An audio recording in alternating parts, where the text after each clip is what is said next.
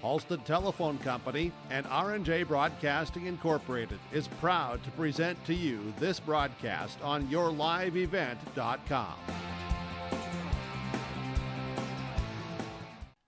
Today from Kindred, this is the Region 1 Baseball Championship as its number 1 seed. The Kindred Vikings going up against the number 3 seed and the Central Cass Squirrels. Welcome to our pregame show. I'm Chase Miller alongside Josh O'Maris joining us here for this championship game. For the Vikings, you don't want to see tomorrow because that means you've taken care of business. You've won the championship, but if you do come up short, you still have a game in hand to play tomorrow at 5 o'clock in a winner-take-all title game. Well, for the Squirrels, you want to play on Wednesday because that's your only chance to get to Jamestown here next week. Took care of business against Oak Grove via the 10-run rule, winners in 6, 13-3. Now you got to try to tame the Vikings here, not once but twice, and they lost to Kindred coming up on Friday in the semifinals in Oaks by a final of 5-3. Josh, when you just take a look at Central Cass and Kindred from a baseball perspective, obviously you see a lot of these kids as well, some with cross-field athletes with track and field, but others during the Legion baseball season, which just kind of comes to mind for you when you think of these two ball clubs here playing tonight for a region championship. Well, a couple things come to mind. First of all, I think this is what the region championship was looking like it was going to be throughout the season. These are two very good teams, and the other thing that comes to mind for this particular game is just how closely these two teams mirror one another. They're both going to have phenomenal arms on the mound. They're both going to do their best to put the ball in play and force plays, and I just think that the margin for error is razor thin in this game with these two teams being so evenly matched. I'll add a third thing to what I think about when these two teams come together is that this is going to be a phenomenal game. I think that this is going to come down to one little thing that one of the teams does a little bit better, and that's exactly what you want to see in a region championship. Earlier this year, both coaches talked about you got to coach in March for a baseball game in Castleton. It was 7-4 in game one. Then in the non-counter, it was 4-1, which both of those games are actually non-counters. But the second game, they only played a couple of innings. In the first game, it was 7-4 back on Monday, March the 30th. And then they played late at the end of the regular season to determine in that contest who was going to be the regular season champ. So kind of a preview of what we saw earlier where Central Cass came on top 5-2 in that game. And to Josh's point, Castleton kind of bobbled the ball a little bit at times, didn't take advantage of some timely hits. And then similar to what we saw down in Oaks, a 5-3, the Vikings got up early and will put 3 runs across in the third, a big 2 runs in the 6th inning before Cagley hit a 2-run shot in the 7th to make it a 1-run game. So, Josh, I know sometimes it's errors, self-infliction ruins, sometimes just running the extra 90 feet when you can take a first, a third, or maybe second to home. So when it comes to a baseball thing, when it's a razor thin, as you say, what is the one area in the game? Is it moving runners across? Is it taking the outside of you in front of you? What's that Rangers edge as we get to a championship game? If I had to pick one, I would say it's going to come down to which team is more opportunistic. I think whichever team has that, there's going to be moments in the game that the offense is going to have an opportunity to do something with it, and whichever team does that is going to be the difference maker. I look back to, you got Fisher Johnson and Lucas Christensen on the mound, and that's the same exact thing that happened on that May 7th win that the Vikings won 5-2. The Vikings, if you look at the stat line, I thought they should have lost that game. They struck out 10 times. They made 5 errors. Castleton out-hit them. They were cleaner on defense. But Jackson Schliemann got a huge hit at a big moment, and then Brady Baumgarten won it on a triple. The Vikings were very, very opportunistic, and I think that's what the difference is going to be tonight. Who's gonna take advantage of the big chance in the big moment? That's going to be the decider. He's Josh. I'm Chase. We'll take a quick break, and we come back. We'll get you ready for our starting lineup. And the opening pitch. It's the Kindred Vikings and the Central Cass Squirrels, and we'll keep you apprised of what's going on in Region 1, Region 2 softball, and alongside the Region 2 baseball tournament that'll resume tomorrow as well. That's all still to come today here from Kindred. It's the Region 1 Baseball Championship. Stay up to date all year long with your live event from our social platforms with X, Facebook, and YouTube. From the latest coaches show to watch game broadcasts back on demand from earlier in the season. Search your live event on YouTube and hit subscribe. Outside the three-point arc. Pick and pop here with Spaeth into the left side corner. 3, good. For the complete and most up-to-date schedule throughout the year, head to our website at yourliveevent.com. Great Plains Fireworks and Sports Collectibles, Hillsboro. Fireworks and sports stuff in the same store? That's right. Great Plains Fireworks and Sports Collectibles, Hillsboro. Come in and browse the sports cards and memorabilia and fireworks at the same time. Unopened packs and boxes of sports cards, plus pre-owned cards as well. Jersey, swatch, autograph cards, lots of Twins, Vikings, Wolves, Wild, Lynx, and North Stars memorabilia, bobbleheads, caps, and more. Call anytime, 701-436-6140. Great Plains Fireworks and Sports Collectibles, Hillsboro. Halstead Telephone Company delivers fast broadband internet, telephone, and cable TV to residents in this region, including Halstead, Shelley, Neilsville, Climax, Fisher, Bigland, Gentilly in Minnesota, and Hillsboro, Caledonia, Gardner, and Argosville, North Dakota. Serving the area residents since 1904, Halstead Telephone continues to create a bright future for this region using 100% fiber optic technology. Service plans offer flexibility and choices, and there's local support personnel ready to help. Contact Halstead Telephone Company today. At Abra Auto Body and Glass in Grand Forks, they make sure your vehicle gets the best standard of care to get it back on the road as quickly as possible. Lonnie and his team are some of the most highly trained in the industry. With state-of-the-art technology and superior products, your vehicle will leave in great condition. With their drive-in claims area, the process is smooth and easy. Let Abra Auto Body and Glass in Grand Forks provide you and your vehicle with premium care and attention. Open 8 to 5:30 Monday through Friday. Abra Auto Body and Glass of Grand Forks. As we continue here on yourliveevent.com, while the IO is still getting taken here for Kindred, we'll get to the starting lineups, the opening pitch here in a moment as well. But first, let's get to a bracket breakdown brought to you in part by Bank North. Here's the update when it comes to softball, and softball is going to be a fun one tomorrow here in Hillsboro. So the resumption of the Kindred Richland Valley City game today in Castleton, the Vikings would go on to win 12-8 over the Highlanders. So here's what the schedule is tomorrow from Olson Softball Complex in Hillsboro. Hillsboro Central Valley City will play at 2 an elimination game. Then you have Central Cass and Kindred Richland at 4 o'clock in the championship. The Borough Highlander winner will play the loser of the Squirrels and the Vikings in a state qualifier at 6 p.m. And you can watch it all on yourliveevent.com. You have, alongside with Jake Berkmeyer, Kevin Kochman on the call up in Hillsboro. From there to the Region 2 baseball tournament that's been postponed now 2 whole days. So from Josh's perspective, doesn't like to hear that because track and field, if you have dual sport athletes start coming into involved a little bit with state track and field. So that'll either wrap up Thursday night or Friday up in Mayville. But tomorrow it's Hillsboro, Central Valley, Nelson County, Makota at 11 o'clock. Mayport, CG Thompson will play roughly at 1. The 2 losers will play an elimination game following that. If you win, you really got the game in hand a little bit going into Saturday's semifinal. Also a note, Thompson, last 4 years, they've won the state championship as well, and Thompson enters as a 3 seed here up in Region 2.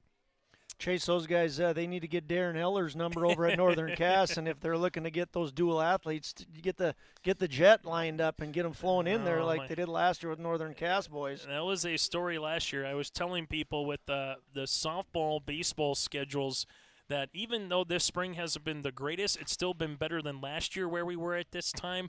And also Central Cass kind of became the mecca of region tournaments for baseball and softball, where we had brunch in baseball, breakfast in baseball, lunch in baseball, into an afternoon nap with a siesta on top of, a little bit of supper, and then we had your midnight snack after have Region 1 and Region 2 last year were in Castleton. But I've never seen a handshake line and a championship in terms of take the photo and run as I did when 3 of the 4 guys were on the 4x2 dress that had to qualify later in the day, not qualify, but trying to make it past those rounds. And that was a pretty fun story that we kind of heard, I think, last year. That almost took a life of its own. We were eating at the Kindred Viking track and field team. We were eating at Olive Garden, watching the games, knowing that Northern Cass had to get back for the 4x2 prelims, and we knew we had heard rumors that they were hitting a plane. So exciting memories for those Jaguars. That's, again, as a bracket breakdown brought to you in part by Bank North. From everyday banking to ag and business lending, Bank North supports local families and businesses with financial solutions.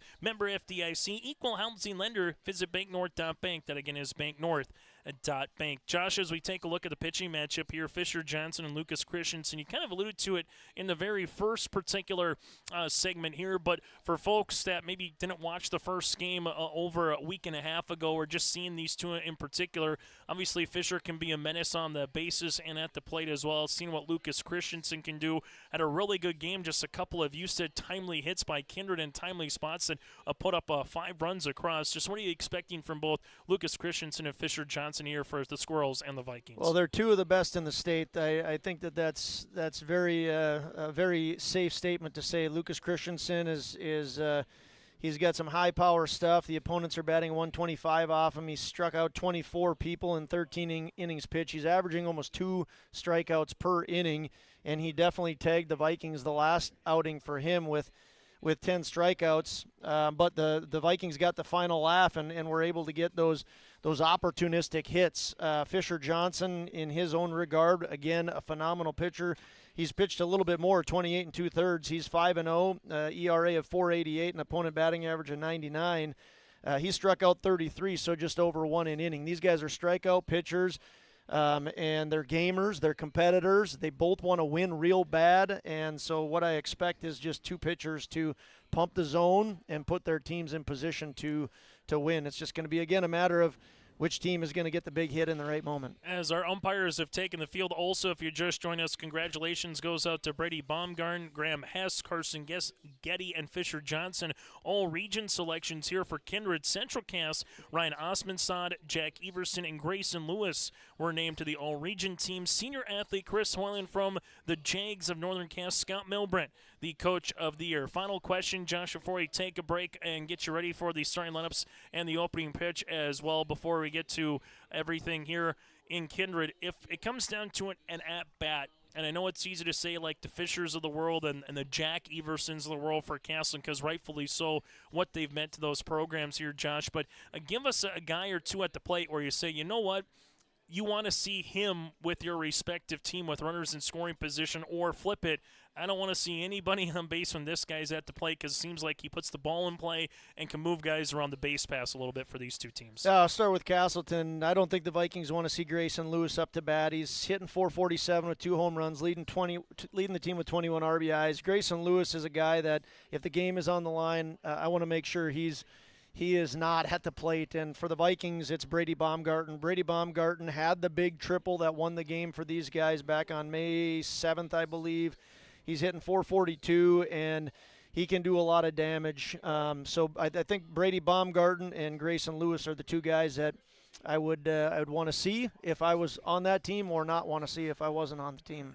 Dakota Heritage Bank, again, unable in between games just to get the information from Dustin and Scott. But I know if you talk with Scott, he would say pound the zone. And if you're Dustin, it's timely hitting, kind of taking an extra 90 feet. And I think for both of these two teams, Josh, and you've already alluded to it, it's not making the mistake in front of you, right? And those two guys, obviously, a lot of respect for each other, a lot of respect for these two programs. But minimizing the miscues that you could have might be, honestly, the reason why someone comes on top in this game. Yeah, for sure. Like I said, in the game that the Vikings won, they made 5 errors, and really that somehow did not come back to bite them. That was very surprising. The other thing that I'll add to that is if I'm a Vikings fan, I definitely do not want to see them strike out that much, because if you're a Castleton fan, those are easy outs. I mean, you're not putting any pressure on the defense at all. So I think that those are a couple things that might extend your thought a little bit, is just making sure you're making your plays, and offensively, you want to make sure you're putting the ball in play and putting pressure on the defense. As they go through the starting lineups here, let's take a look at them. First, for the Central Cast Squirrels, they'll go like this. Jack Everson, the senior shortstop, will be batting in the leadoff spot, as he was hit by a pitch 3 times but able to stay in the game against the Oak Grove Grovers. He will be batting leadoff. Brody Cagley, the junior second baseman, followed by Ryan Osmondsod, the junior center fielder. Keegan Peterson, the senior third baseman, will be batting in the cleanup spot with Carver Kozowski, the sophomore left fielder. He had 3 runs driven in their win against the Grovers. From there, Grayson Lewis, the senior catcher, batting 6th, with Bryce Mueller, the junior first baseman, batting 7th. Grady Mueller, the designated hitter, batting 8th, with Lucas Christensen on the mound. here will be batting ninth, and Cole Boer will be playing defense out in right field here for the Central Cass Squirrels. You have Carson Getty in left field, Baumgarten in center, Jeremy Knight in right for the Kindred Vikings. Gronwald will be at third base with Iverson at shortstop, Schliemann at second, Max Bernier behind the plate, Max Bernier at first base with Graham Hess behind the plate. And Fisher Johnson will be on the mound here today as we start to get revved up for this one. And we'll get to our opening pitch, brought to you in part by Norman County Raceway. You can check out the World of Outlaw late models at the end of June on June the 30th over and out in Ada. And also listen to Racing on the Radio. That'll be upcoming Thursday nights throughout the summer months, as it'll be Thursday nights on KRJB 106.5 FM. It'll be Racing on the Radio on 106.5 FM. And Josh, the final thing that I'll say is this. Kindred and Castleton, obviously, I was joking on Friday in Oak saying it could be tug of war, and these two teams will find a way to play a quality game against each other, whether it's track and field, whether it's softball. These two programs are meeting for a softball championship, for crying out loud, tomorrow afternoon with Scott Koss and Sam Brent. There's just something in the water when red and blue, blue and red, Castleton, Kindred and Castleton take the mound and take the field here against each other. Yeah, that's phenomenal. I mean, it's the UNC Duke of high school sports. It's a great rivalry. Iron sharpens iron. It's two teams that want to beat each other badly but have a ton of respect for one another. And there's no doubt that the Kindred Vikings are better because of the Squirrels, and the Squirrels are better because of the Vikings. And it's these matchups that continue to make these teams better and better. It's going to be fantastic, as it always is, Chase. Thank you very much. He is Josh O'Maris. I am Chase Miller. When we come back, it's the opening pitch, and we'll get ready to see what our weather forecast looks like throughout the rest of the afternoon. The wind has died down from what we saw earlier today. It's actually not too bad to have a bonfire night, but not too shabby to just be bundled up a little bit. Nice crowd as well up both the first base and third base lines. That does it for our starting lineup. So when we come back, we'll get to the opening pitch. It's the Vikings, it's the Squirrels, it's the Region 1 Baseball Championship on YourLiveEvent.com. Chris from Agassiz Precision Ag, your local precision planting dealer. Say thank you to the farmers you come into contact with every day. They have chosen a career that is as much their deep passion as it is an absolute necessity for you and I. Spring is upon us, and there will be farm equipment on the roads. Give them your patience and room to do their jobs. Trust me, they would rather be off the road working in their field than dealing with traffic. From all of us here at Agassiz Precision Ag, we say thank you and have a safe spring. Farming today doesn't always feel the same way it used to. Then again, some of it feels all the same. Maybe it isn't so much the jobs that changed, but how they get done. Now that's a different story. Everything got bigger and smaller at the same time. Insurance, accounting, and taxes can get complicated, so you need someone who's looking to keep every dollar possible in your pocket. Ag Country.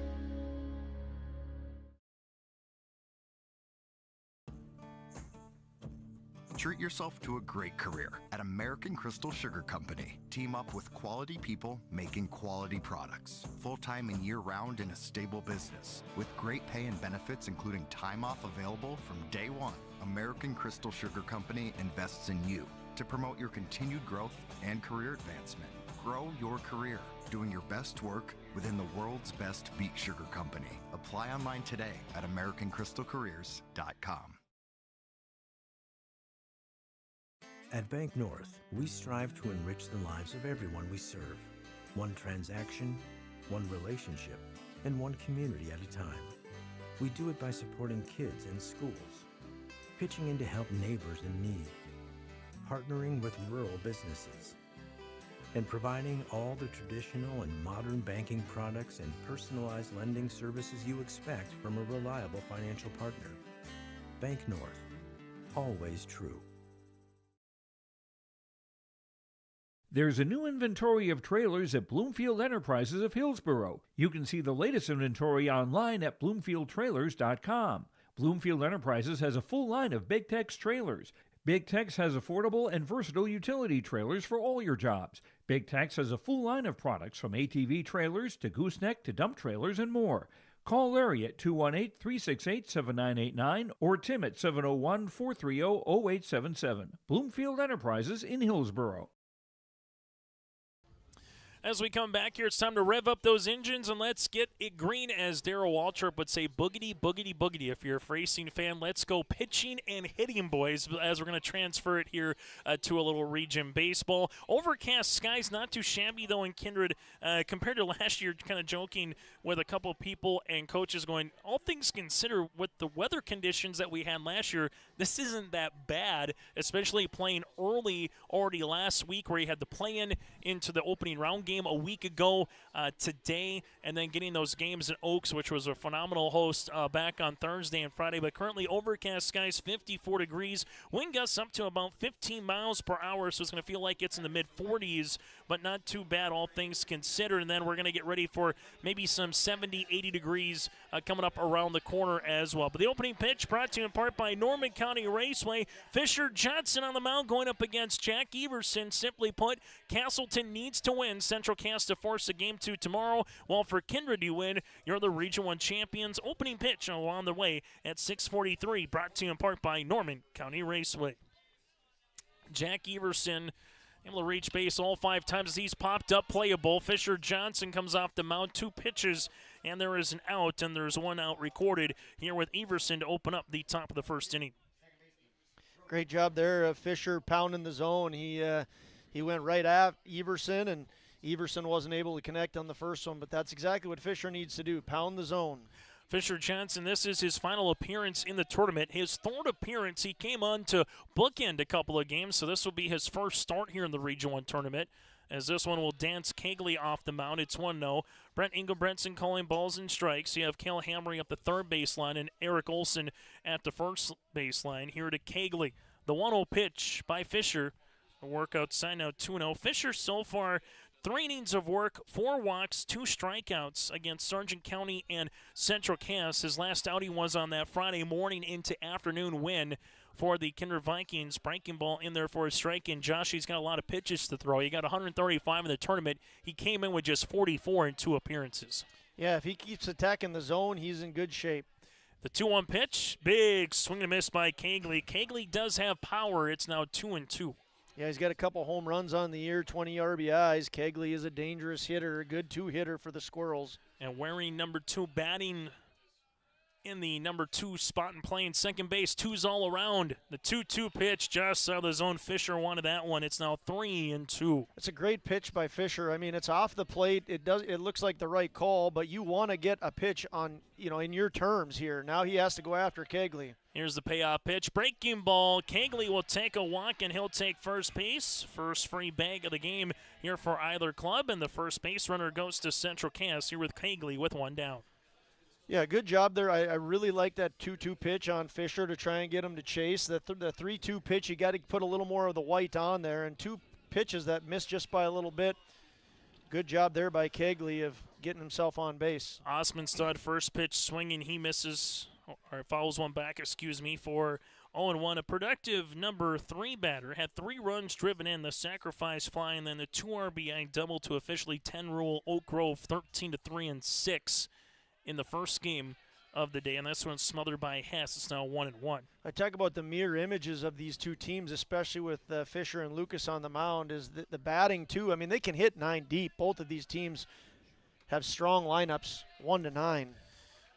Win for Kindred will be their first region title since 2017, while for Central Cass, they have owned it since the turn of the decade until last season where Northern Cass came out on top. This one's going to be hit in the air, a soft little fly ball down in left field as Getty will play this one. Kegley will take second base. Ryan Osmondstad will take first. First base into the contest goes to Central Cass as well, and they're threatening here in the top of the first inning.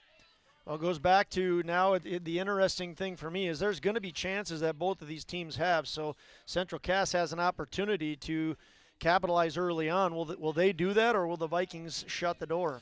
For the Squirrels, they could argue both a week and a half ago on the game in Oaks, these were situations that they didn't capitalize on. They had runners on a lot of times but couldn't either move them 90 feet up or, number 1, bring them in. Here's the 0-1 pitch. A soft little lazy fly.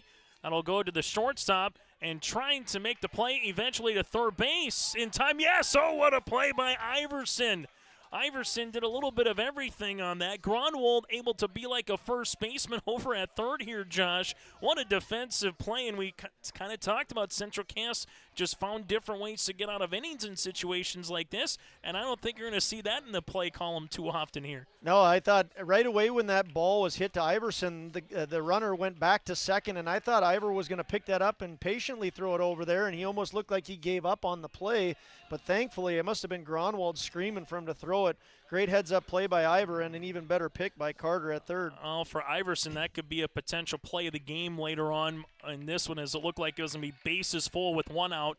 Now it's two, as this one's going to be hit on the ground and dropped by Gronwald. Gronwald will still have time to play it, but he'll eat it. So bases are full right now, and that play does come up large, as that more than likely would have been a run coming in. Instead, still two down, bases full, as we make our way to Grayson Lewis. And Josh, the one guy you said from a Viking perspective you not want to see with the bases full. Yeah, this is another big moment in the game, and a play that Carter's got to make there, and I'm sure he's upset with himself, but this is a chance where, just like that, the Vikings get out of it as Fisher does a great job of attacking the zone. Yeah, one pitch, one out. Lewis is retired on the fly out to Baumgartner in straightaway center field. There was no runs on a hit. There was an error with 3 runners left on base. As we make our way to the bottom of the first inning, we're scoreless with Kindred coming to the plate. Growers, prepare your fields and yields against the wet conditions today and beyond with the Drain Tile project from Chad's Excavating out of Mayville. Drain tiling will improve and increase your yields and land values for years to come. Chad's Excavating provides free detailed estimates, and with over 40 years of combined success, they provide professional installation and service. Call Chad today to prepare for your future and any questions that you might have. That's Chad's Excavating out of Mayville, helping farmers grow.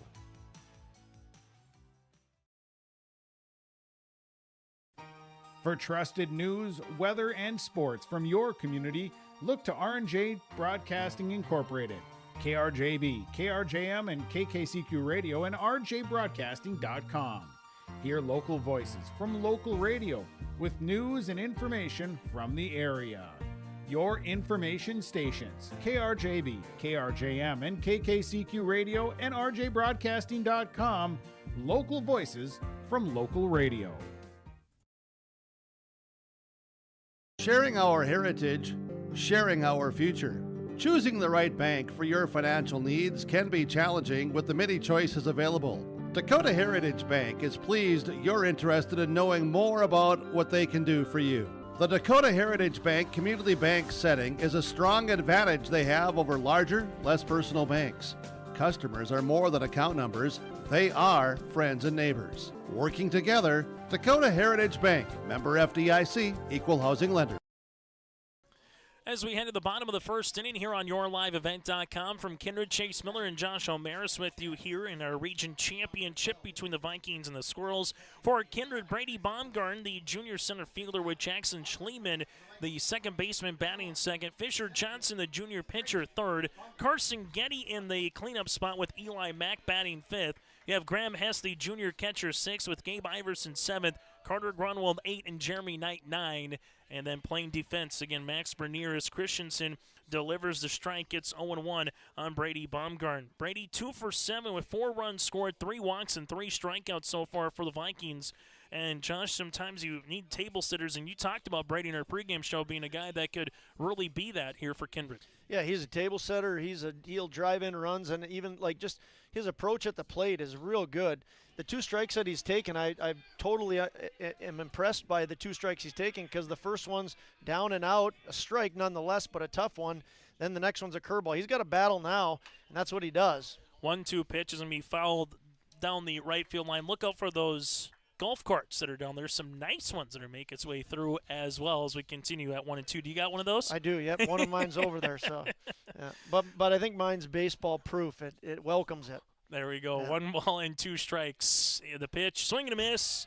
Christensen made him chase, kind of where you're talking about. Christensen nibbling at the corners early and gets the strikeout. There's 1 down. Oh, great pitching. You know, he's up 1-2 on a very good hitter, and that's exactly what Lucas Christensen wants to do. Is he does not want to throw him a strike, and he wants anything he's throwing to be out of the zone. He gets Brady to chase, and a rare strikeout by Baumgarten. As Christensen will come on here, this one will miss to Schliemann. It's 1-0 so far for the Central Cass pitching 18 innings. Opponents are batting 10 of 67 against the Central Cass pitching squad so far. 26 strikeouts and 9 walks in these games. It's now 1-1, but they still found themselves as a 3 seed, Josh, and they still lost to Kindred back on Friday because of some timely, you could say, multiple players, multiple base runners getting aboard and taking advantage of kind of that extra 90 feet, particularly in the third, where they scored 3 runs in that inning off of just 1 hit.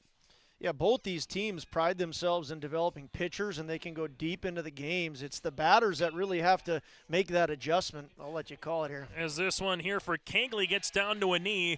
And the one nice thing about defense that we've seen so far, both for Iverson and Kegley, got in front of the ball, kept it in front of them, and they get an out. One with Iverson in the top half and there for Kegley in the second half. Well, this is what I'm talking about, Chase, is that even though they're making their outs, Ivor did a great job, and here's a nice play, but you got to put pressure on defense, and the more pressure you can put, the ball is going to be booted around a little bit, especially on a cold day and a big moment. So the pressure you put on the defense is important. Fisher Johnson at the plate here. Fisher 6 of 10 with 8 runs driven in and 6 runs scored so far here in the tournament. This one missing. It's now 2-0. Pitch number 12 upcoming for Christensen, where it took 17 pitches on the opposite side for Fisher to get out of the top of the first. 2-0 pitch called a strike. It's 2-1. Again, a really good take there by Fisher. That's a tough pitch to hit, and you're up 2-0 in the count. 2-1 offering. And Christensen gets it now 2-2. Such a great mix Christensen had. That's what makes him so dangerous. He can throw a hard fastball and then a nasty curve.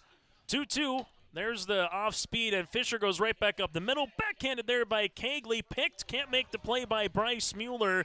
So Fisher Johnson will get aboard for the first base runner of the game here for the Kindred Vikings. And they'll mark that as an error as Kindred gets a runner on here in the bottom of the first. Yeah, he did the hard job of backhanding that, and then just needs to set his feet and get it on over to first. Of course, he's hoping Mueller picks that. But, again, you put the ball in play and you hustle down the base paths, and good things are going to likely happen. Carson Getty now at the plate. Getty 2 for 9 with 3 runs scored and a run driven in so far in the Region 1 tournament. Johnson will be at first base as Christensen delivers a strike. I'll ask you a question on what do you sit on here as a batter going up against Christensen to kind of win on that off speed, Josh, or are you looking for something that's kind of, hey, here comes dead red and I can try to get it back up the middle against a pitcher like this? Yeah, I'm looking fastball, but a lot of it is just the approach. I've been impressed with the approach of the Vikings so far. Just good job. This one's going to hit high off of Christensen. Going to be a tough play as Everson had to come through, and for Christensen, he'll get a looked at here as he almost was trying to back heel, and as he did, it went straight up in the air. That was going to be a difficult play regardless, but Carson Getty with that speed hits a right back up the middle, Josh. Looks like Lucas is all right.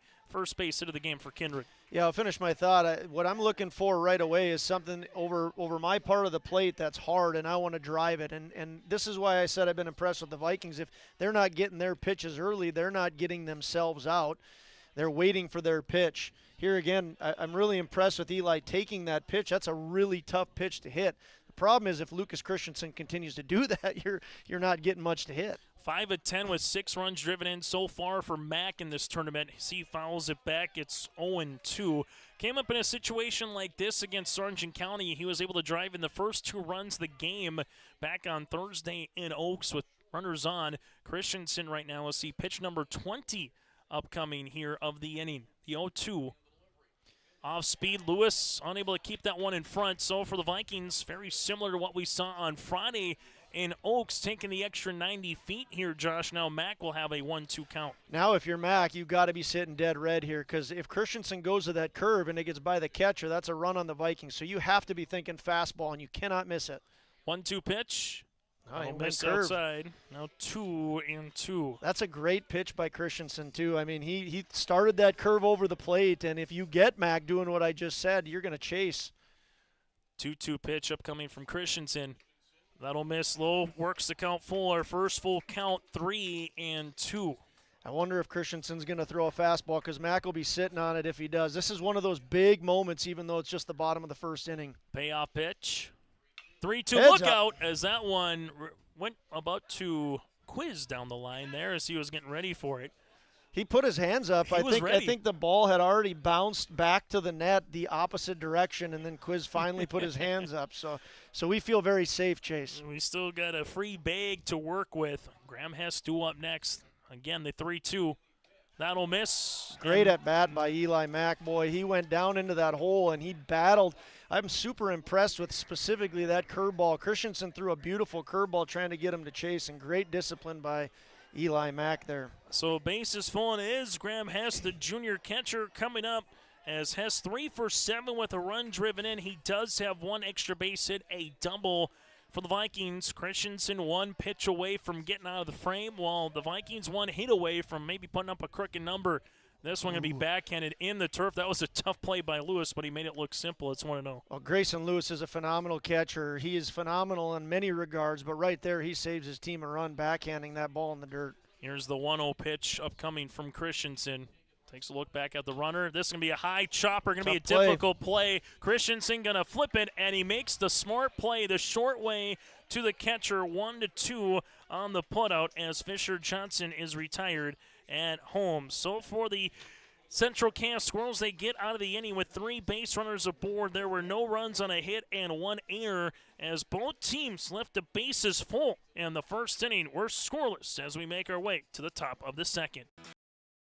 Keep your car moving along with the team at Elite Automotive Center in Fargo. What sets Elite Automotive Center apart from the herd is their truly extensive list of services. From brake and tire service to tune-ups and battery replacement, there's no job too big or small for their ASE certified technicians. Schedule your next oil change by going to EliteAutomotiveCenter.com or scan the QR code on your screen now. Never settle for standard service. Stop by Elite Automotive Center today in Fargo. Emery Vistos Implement has been family-owned and operated since 1935. Located in Oaks, North Dakota, they sell CarQuest automotive parts and numerous lines of agriculture parts. Plus, you'll have to stop by and check out their clothing and footwear department, featuring the brands of Brothers in Arms, Howitzer, Ariat, Cinch, and Twisted X Footwear. Emery Vistos Implement, everything and anything you need is under one roof. Stop in just south of Oaks on Highway 1 or call 701-742-2167. At Enbridge, we're focused on relationships. 23 Canadian First Nation and Métis communities now own an equity stake in Enbridge Athabasca Pipelines. In Minnesota, Enbridge has spent $450 million and counting with Native-owned companies and in wages to tribal members working on Line 3. Every day brings new collaborations, partnerships, and possibilities. Learn more at Enbridge.com. Both teams catch and dodge a bullet, if you will, in the top of the first and the bottom of the first. As Josh said, this one was going to come down to the very, very razor's edge, and so far that's exactly what it's been as Fisher Johnson comes on for a second inning of work. This one is going to be hit up the first base side, able to play this one, going 1-3 on the putout, and Bryce Mueller is retired. Fisher makes the play to Max Bernier, and there's one down. Nice job there, Fisher. I like the way he's attacking the zone, and you can't complain about 1 pitch, 1 out. That's a great way to start the top half of the second inning for the Vikings. Christensen threw 26 pitches in that first inning. Fisher, breaking ball, that one just out of the zone, missing for a ball here to Grady Mueller. It's 1-0. Mueller able to go 1 of 4 against Oak Grove. And the bottom of the lineup here against the Grovers, Squirrels went 1 of 8 at the plate, and this one missed. It's now 1 ball and 1 strike. Both these pitchers do such a good job of mixing up their pitches and preventing those batters from sitting on a fastball. 1-1 pitch, going to be called a strike. It's now 1-2. Kindred and Central Cass will play tomorrow in softball, we know, for the Region 1 championship. It's just a matter will they also play in baseball tomorrow at 5 p.m. in a winner-take-all game. Scott Koss and Sam Brandt, they've seen some really good battles on the softball diamond, just as we've seen from Coach Milbrandt and Coach Maggio here when it comes to spring sports. Fisher Johnson works ahead, looking for his first strikeout of the evening. The 1-2. Fastball went to challenge him, now 2-2. Ask you about Lucas Christensen. I'm not trying to give away the scouting report, Josh, on Fisher, but we'll ask you a similar question here. 2-2 pitch, strike 3 looking, and Johnson gets the strikeout, and there's 2 down. What would you sit on a Fisher pitch? I mean, we kind of said it here. Both pitchers are similar in what they want to do, changing eye level, speed, fastball, off-speed pitch. But how would you try to go attack Fisher Johnson? Same thing. I'm looking for a fastball, and if I can get a fastball over the plate early on, and then that's what I'm going to jump on. The problem with both Christensen and Fisher, I mean, they're going to make mistakes. They're still young kids. They're still developing. So I'm looking to hit a fastball over the white of the plate. The problem with those guys is they're very good for their age, so they're not giving you very many good fastballs to hit. So I'm not going to get myself out. If I get in a hole, then I'm just going to battle and battle and battle. And I think that's what like Mac did just a little while ago, is he didn't get himself out. He stayed disciplined, and he was able to work that walk. But if you have to be, again, opportunistic. You get that fastball, you get that mistake that they make, and you got to take advantage of hitting it hard. 1-2 pitch in the turf. 2-2, and the problem for the rest of the region next year, they're only juniors, so Yes. they're coming back again for another year, and could see a couple more battles between Christensen and Johnson. The 2-2 fouled back again, and we'll see the sixth pitch of the at-bat upcoming here to Christensen. I was listening to the Mayville State coach, the coach, I'm blanking on the infamous coach in Mayville. Oh, help me out. Oh, Barry. 2-2, yes. Barry. Scott Barry, field for crying out And loud. Scott Barry said once, he said, we tell our college kids, if you don't like hitting a curveball, then don't hit it. And I'm like, if he can get away with saying that, then I think Legion guys can too. Obviously, you got to battle if you're 1-2. 2-2 pitch. Well, there's the curveball. Yeah, there's and the there Barry it is. special. Back-to-back strikeouts for Johnson to retire this side. A 3-up, 3-down, top half of the second. We make our way to the bottom of the second inning. We're still scoreless here on the Dakota Heritage Bank scoreboard. Times like these, it's good to know there's a place where people know who you are, no matter how long you've been gone. A place where the smells of home cooking are still in the air, where a simple wave warms your heart, and sharing stories is just a way of life. It's good to be home. Farmers Union Insurance, protecting what's important in life. Get in touch with David Bergerman today at 701-724-6252. Great Plains Fireworks and Sports Collectibles, Hillsboro. Fireworks and sports stuff in the same store? That's right. Great Plains Fireworks and Sports Collectibles, Hillsboro. Come in and browse the sports cards and memorabilia and fireworks at the same time. Unopened packs and boxes of sports cards, plus pre-owned cards as well. Jersey, swatch, autograph cards, lots of Twins, Vikings, Wolves, Wild, Lynx, and North Stars memorabilia, bobbleheads, caps, and more. Call anytime, 701-436-6140. Great Plains Fireworks and Sports Collectibles, Hillsboro. Broadcasting today from the Farmers Union Insurance David Bergman Agency broadcast booth. From life to business, crop and hail and more, call 701-724-6252. That's Farmers Union Insurance with David Bergman Agency. Not all products are underwritten by Farmers Union Insurance. Chase Miller alongside with Josh Almaris with you. It'll be 7, 8, and 9 batters with Gabe Iverson. There's a big Uncle Charlie, if you will, for a strike. It's now 0-2 here to Gabe. One balls, 2 strikes to the shortstop. Iverson hits this one right back up the middle. That'll go to the second baseman. Kegley flips it and picking it. Bryce Mueller makes the good play there at first base. 4-3 on the putout, and there's one down.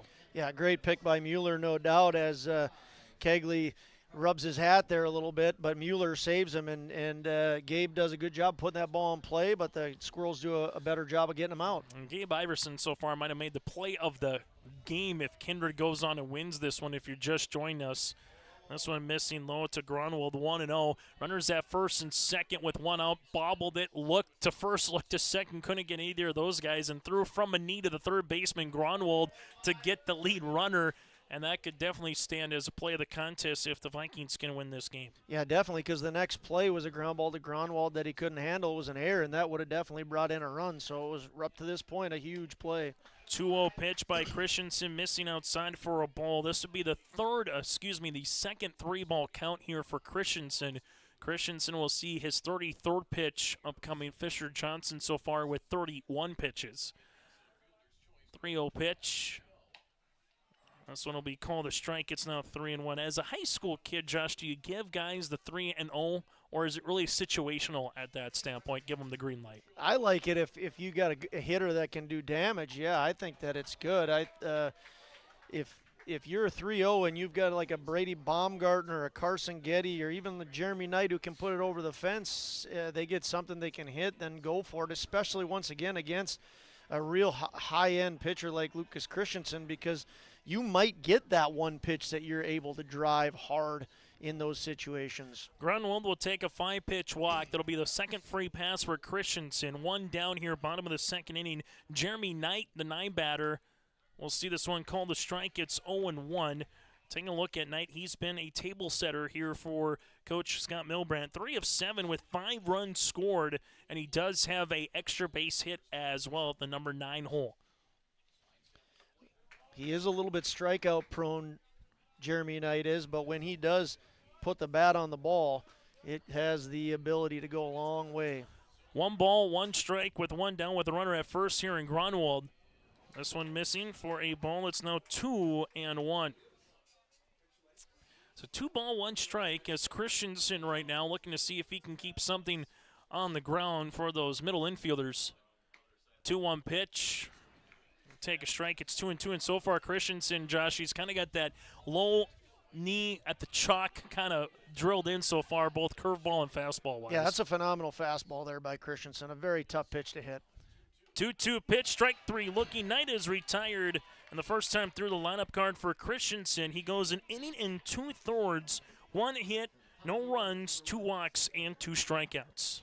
The other thing that Christensen and Lewis do really good is it'd be great to get Grunwald in motion here and give Brady an opportunity to get a base hit to score in Grunwald, but it's such a fast combo here between the two of them that, and Lewis has a good arm, that you're really rolling the dice with Grunwald stealing there. It'd be very tough for him to get into second safely with these two, with this battery. Hitters count here to Baumgarten, 1-0 pitch. This one comes through. It's now 1 ball and 1 strike. Runner at first is Grunwald after the 1-out walk being held on by Bryce Mueller. Bottom of the second inning, Castleton. Central Cass needs it to win it to get to a second Region 1 championship winner-take-all game tomorrow. Kindred wins. They're at state for the first time since 2017 as this one goes up the third baseline foul. It's 1-2. 7 state tournament appearances all time for the Vikings. Won a state championship in 2011 and alongside 1959. As this one's going to be backhanded by Lewis, but couldn't keep it close enough to him. And there's the extra 90 feet for Carter Grunwald. That's now 2 balls and 2 strikes. Well, that's a great job there by Grunwald. Lewis did a nice job of backhanding that and keeping in front of him, but Carter read dirt and took second. That could be a huge play in this game if Brady can get a base hit. 2-2, Christensen, Lewis backhands it again. It's now 3-2. Such good hands he has back there. Grayson Lewis is such, I mean, his being able to backhand a ball like that, he makes it look so easy, and I can assure you that it is not. Payoff pitch. 3-2 brings the heater. This one hit up the third base side. That'll go foul. And the play would actually take in the first baseman, Bryce Mueller, off the bag. Instead, it will do it at 3 balls and 2 strikes yet again with Schliemann on deck. Central Cass with 11 state tournament appearances as they've won the region in 21, 22, 23, and 24 until last year when Northern Cass beat them. But to your point with Lewis here, Josh, with turf to dirt as a catcher, how does that differentiate when a ball hits? Or is it pretty simple between the two of them? In those situations, the ball isn't going to bounce a whole heck of a lot different. Certainly you're going to get a cleaner bounce on the turf, though. 3-2 pitch, fastball, and this one goes over the press box. The reason I say that is just because of the way Christensen's throwing his curveball. There's a halo around that Lewis is, in essence, if he can get anything on that halo on a short hop, that's what he's going for. And you're not, on those short hops, whether it's turf or dirt, it's going to be about the same. Off-speed pitch. This one going to be hitting the air to left. Kozowski able to tap it up. Good swing by Brady Baumgarten, but it will go for an out. As in the second inning, no runs, no hits, no errors, and 1 runner left on base. We play 2 on the Dakota Heritage Bank scoreboard. We're scoreless as we make our way to the top of the third inning. To say we have it pretty good in the Drayton, North Dakota area. Growing sugar beets, making sugar, bringing a little sweetness to the world. Every day, American Crystal Sugar produces sweet products people love in a place we love to call home. It's a thing we like to call the sweet life, and we're proud to share it with you. American Crystal Sugar's Drayton facility wants you to enjoy the events in the communities of our area. Here's to living the sweet life. American Crystal Sugar, Drayton. Imagine your life in Hillsborough, a place where neighbors know your name and opportunities are real. Here, you'll find affordable home lots and grants to help you build your future. In Hillsborough, safety, affordability, and community aren't just promises, they're our way of life. With a 24-hour fitness center, a strong school system, a trusted hospital, and a thriving business district, Hillsborough has everything you need to live well. Here, your family is our family, and your future shines bright. Discover Hillsborough, where small-town living means big opportunities. As we come back here for a bracket breakdown brought to you in part by Bank North. Earlier, Central Cass with a 13-3 win over the Oak Grove Grovers. In that contest, Kate Lindstrom did a good job coming on in relief of Ryland Boder after 2 innings who had to be out of the game. So Boder and Kate Lindstrom also cannot pitch anymore because they've reached their amount that they can pitch in a particular tournament. So that's something to make note of if this does go a little bit later on, as there's a swing and a fly ball as Fisher Johnson, second time, 1 pitch, 1 out. This one to Jack Everson. First time through the lineup card for Johnson. 2 innings of work, just 1 hit against. That was by Ryan Osmondstad. 2 walks and alongside 1 walk and 2 strikeouts. But Jack Everson is retired, and there's 1 down to open up the third. Yeah, both teams just getting 1 hit. I mean, that's not a surprise at this point. Both teams putting the ball in play pretty good as well. And again, both teams have had opportunities to drive in runs early on. So it's just going to be a matter of who's going to break the ice first. Fisher breaking ball on Kegley first and goes for the fastball, missing just off the plate, now 1-1. Really nice pitch there by Fisher, just missing the zone, and a really good job by Kegley of taking. 1 ball, 1 strike. This one missing out of the zone, 2-1. Kegley was stranded. He was actually out on that really good play by Iverson at third base back in the first inning. Earned a walk as this one will run in now 3-1. The one lone batter that Fisher has walked is Kegley. And this will be the 5th pitch of the at-bat and a 3-1 count. And make that the 2nd walk here for Kegley as the Squirrels get a runner aboard here in inning number 3. Well, you get your 1 pitch, 1 out, and then go right at Kegley, and then just a couple of close pitches that didn't go Fisher's way, and Kegley does a great job of getting on base for the Squirrels once again. See Kegley over at first, Bernier holding him on. This one is going to be fouled back. It's only 1 by Ryan Osmondstad, and they're going to call, missed that one, Josh looking down. I think they called catcher interference is what I'm guessing. So Kegley will go to second base. Ryan Osmondstad on catcher interference will make his way to first base. So runners at first and second. That almost kind of counts as almost an extra out a little bit here, Josh, especially with a runner aboard going to second base. So it goes to Keegan Peterson, as this one will be running up and in for a ball. It's 1-0. At this point, Fisher really needs to attack the zone, but Peterson does not want to help him out. As this is going to be hit up to left. Coming on and going to play it as Getty. They'll hold the runners as Getty quickly was able to get there. But right now the Squirrels threatening here. They left the bases loaded in the first, and they got the bases loaded here in the third with Kegley at third, Osmondstad at second, and Peterson over at first.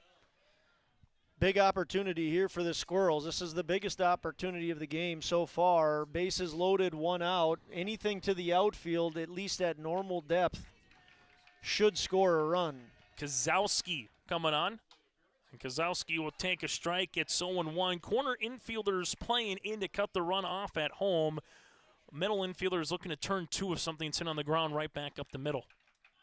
Johnson, the 0-1. And 2 really good fastballs to get ahead, 0-2. Yeah, those are really good pitches by Fisher Johnson, but Carver Kozowski is letting fastballs go by, and this is a big opportunity to drive in runs. So now he's really in the hole, Kozowski, as we'll see if Fisher does. 0-2, Kozowski fouls this one back, and Carver Kozowski had a double and a single, 2 for 4 with 3 runs driven in their win against Oak Grove. I'd be interested here if Johnson goes a little bit slower because Kozowski fouled that straight back. We'll see what happens. 0-2. There's the breaking ball. Strike 3 looking. And Kozowski is retired on 4 pitches and a large out number 2 here in the third. This is the first 2 pitches that really dictated that at bat. Fisher Johnson said, I'm going right at you, Kozowski. I'm going to go right at you. And Kozowski watched 2 pitches He then did a good job of falling off, and then Fisher got him on the curve. Here's another big at-bat. Grayson Lewis backhanded there by the opposing catcher in Hess. It's now 1-0. Lewis, one pitch flew out to Baumgartner. It's the second time today that Lewis has came up with bases full in a 2-out situation here against Fisher Johnson. 1-0. There's a fly ball in the air to right field, and going back and going to make the play is Knight. So a fly out to center and a fly out to right, and yet again the Squirrels leave the bases full here in the contest. There were no runs on a hit, no errors with 3 runners left on base. 2.5 today on the Dakota Heritage Bank scoreboard. Central Cass and Kindred scoreless as we head to the bottom of the 3rd. Hunter Insurance Agency is a locally owned full-service agency providing protection and coverage in a number of different areas. Hunter Insurance Agency offers multi-peril crop insurance, crop hail insurance, and farm insurance for buildings and equipment. Plus, they offer home, auto, life, and business insurance. For more information, go online to hunterinsuranceagency.com or stop in and speak with Johnny Jorgensen at Hunter Insurance Agency. Find them at 201 Main Street, Hunter. The Kindred Public School District looks to collaboratively cultivate an environment that challenges learners to reach their full potential in a student-centered, community-supported environment while building authentic relationships that promotes active engagement in learning, literacy, and life.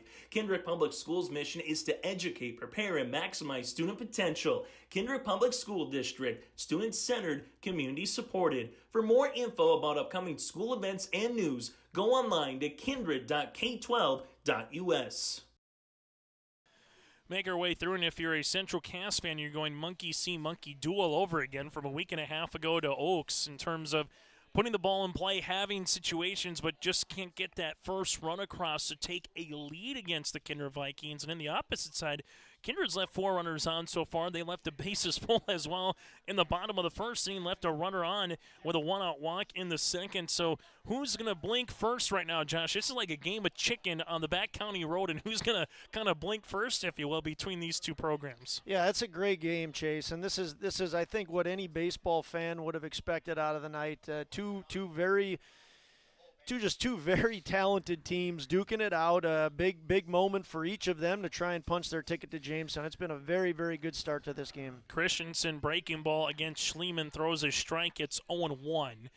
For Christensen, this will be pitch number 49. He gets 135 for the tournament, but 120 for a daily max. So he's getting close to his daily max here. As this will be pitch 50, missing low. It's 1 ball and 1 strike. Here's the 1-1 on the way to Schliemann. Grounded out to the second baseman his first time up. That one didn't miss by much. It's 2-1.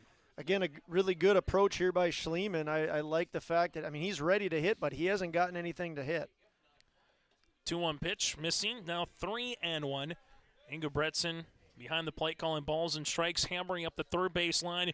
Olsen, that's Mr. Eric up the first base line, our umpiring crew here in game number 2. Well, Schliemann had a big double back on the 7th of May. Here he does a good job of being patient. Really impressed with that at-bat because Christensen didn't miss many of those pitches by a lot, and Schliemann, just like what I talked about, he didn't get himself out. He let those borderline pitches go.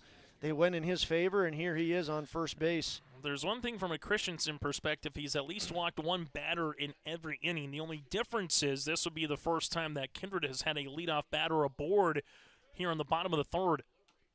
There's a good strike along the way to Fisher Johnson, 0-1, and Fisher reached base on an error, was stranded at third base. Back in the 1st.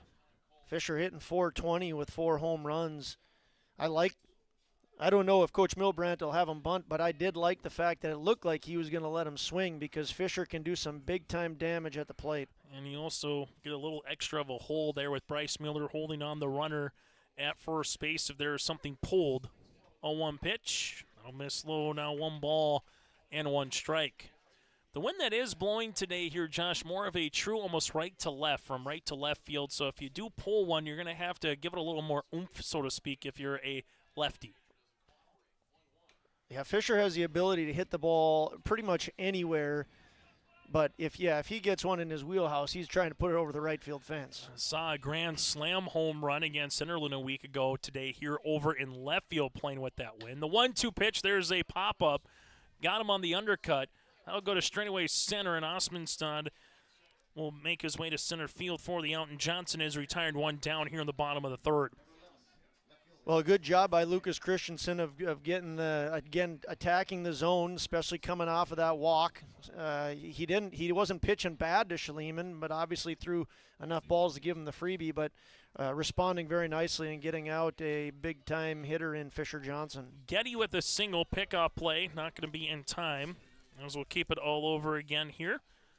As you see this for Getty with a single his last time up in inning number 1. Getty will see this one outside for a ball. It's 1-0. Coming into this tournament, or today, the Vikings were batting .369 with a home run, and alongside from there a triple as well as this one missing, out of the zone. It's now 2-0. Yeah, 5 of their starters are hitting over 400. Carson, one of them, he's at 426. And he, sitting on a 2-0 count, could get a pitch to drive. See what Christensen does here. Runners in a break for second. The throw is going to be called a strike. Lewis makes a really good throw to apply the tag with Everson, and sliding right underneath with Schliemann. We had a perfect view from center field, and Schliemann got those fingertips on because Lewis threw a heater over to second base. That's just great baseball. You know, Christensen gets the ball home quick. Grayson Lewis throws a nice toss over to Everson, but Schliemann just there by a very, very fraction of a second. 2-1. This one will be called a strike. It's now 2-2 with Mack coming up next here for the Vikings. It's the heart of the order with Getty in the cleanup spot. Christensen with a 2-2 offering. Swing and a miss. Christensen with the strikeout. That'll be his third of the night, and there's 2 down here in the bottom of the third inning. Yeah, good job by Lucas there of firing back, and that's the game it's been, right? I mean, Fisher Johnson needed a strikeout in the last inning, and he delivered, and then here Lucas Christensen does it in response.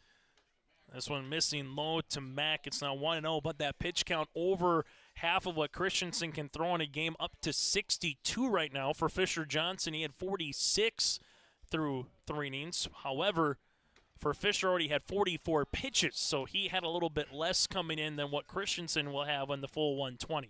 Well, the Vikings have done definitely a better job tonight than when they faced Christensen last, because they've only struck out 3 times versus the 10 the other night, and they're making Lucas get those throw more pitches, which is driving that pitch count up. 2 balls and a strike as he clips the zone. Mack with a walk his last time up in the first. A 2-1 lookout. That one went right over us. We're almost going to be getting peppered here up the press box. Now 2-2. We've been talking about getting a fish net up here, and nobody's brought one up. But I feel like if we got one up here, we'd be catching all kinds of fish. Speaking of fishing, where does Christensen go? 2-2. Brought him right the heater. Back-to-back strikeouts to retire the side. No runs, no hits, no errors, and a leadoff walk is stranded at second base. We played 3 today on the Dakota Heritage Bank scoreboard. We're scoreless as we make our way to the top of the 4th inning. Grain understands that agriculture is your livelihood, and we're committed to providing you with the highest quality of services to meet your farming needs. Milner Grain has a passion for our community and the farmers we serve. Milner Grain is locally owned and operated. When you're looking for a partner in the field, look to Milner Grain. Call 701-427-5284 or check out Milner Grain's app with current up-to-date prices. Milner Grain is here to help you and your farm grow. Welcome to the 130th Annual Norman County Fair, June 24th through 27th, Ada, Minnesota. FFA Day. New this year, Jindo Bingo, the big air ATV show in the R&J Broadcasting Grandstand. Plus free music, basketball challenge, Check 6 Veterans Day, Youth Day, Senior Day, racing, the Mooncats, lumberjack shows, and so much more. For the full schedule, visit NormanCountyFair.com. Norman County Fair, Ada, Minnesota, June 24th through 27th. It's where summer begins, the fun never ends. Bottom of the 3rd inning and a leadoff walk for Kindred. You get a stolen base and get into scoring position, but Getty and Mack with a couple of strikeouts and 2 really big outs there for Christensen. Josh, this one's going to turn into not so much of a pitcher's duel, you're just mowing down guys, but when they've needed to make a pitch, Johnson and Christensen have made that pitch to get out of a jam. Yeah, here's This one gets a pop-up down the left field line, one pitch, and well, for the third time, one out here for Fisher. Bryce Mueller is retired on one pitch, and there's one down here in the top of the fourth. I think there's enough familiarity between the two teams. They know Fisher Johnson, the Squirrels do, and the Vikings know Christensen. I mean, they know each other, that there's going to be opportunities in this game, but both are such high-end pitchers that, again, it's just that razor-thin margin of error of who's going to get the big hit in the right moment. And so far, both teams have had plenty of opportunities to do that. It's still an early game. Someone's going to eventually have to step up. It's just a matter of who's it going to be. The 0-1 pitch going to be hit on the ground. This one will go to the third baseman. Gronwald will make the flip across the diamond to Bernier, and you get 3 pitches, 2 outs. That'll help the pitch count. And also because Fisher Johnson, as we alluded to, already came in with 44 pitches thrown, so you get the 135 total in the tournament, Josh. And if you add the 44 and you add the 50 that he's going to have 94 pitches so far in this tournament. And there's a fly ball hit in the air. That'll go to left fielder Getty. And Fisher Johnson, 4 pitches Phenomenal to work inning. out of the top of the fourth. Phenomenal inning for the Vikings right there. As we head to the bottom of the fourth inning, still scoreless on the Dakota Heritage Bank scoreboard. World of Outlaws late models are coming to Norman County Raceway on June 30th, 2026. Infield seating, your chance to meet your favorite National Touring Series drivers, and much, much more. Tickets are available now at ncraceway.com. Order yours today, and we'll see you June 30th, 2026.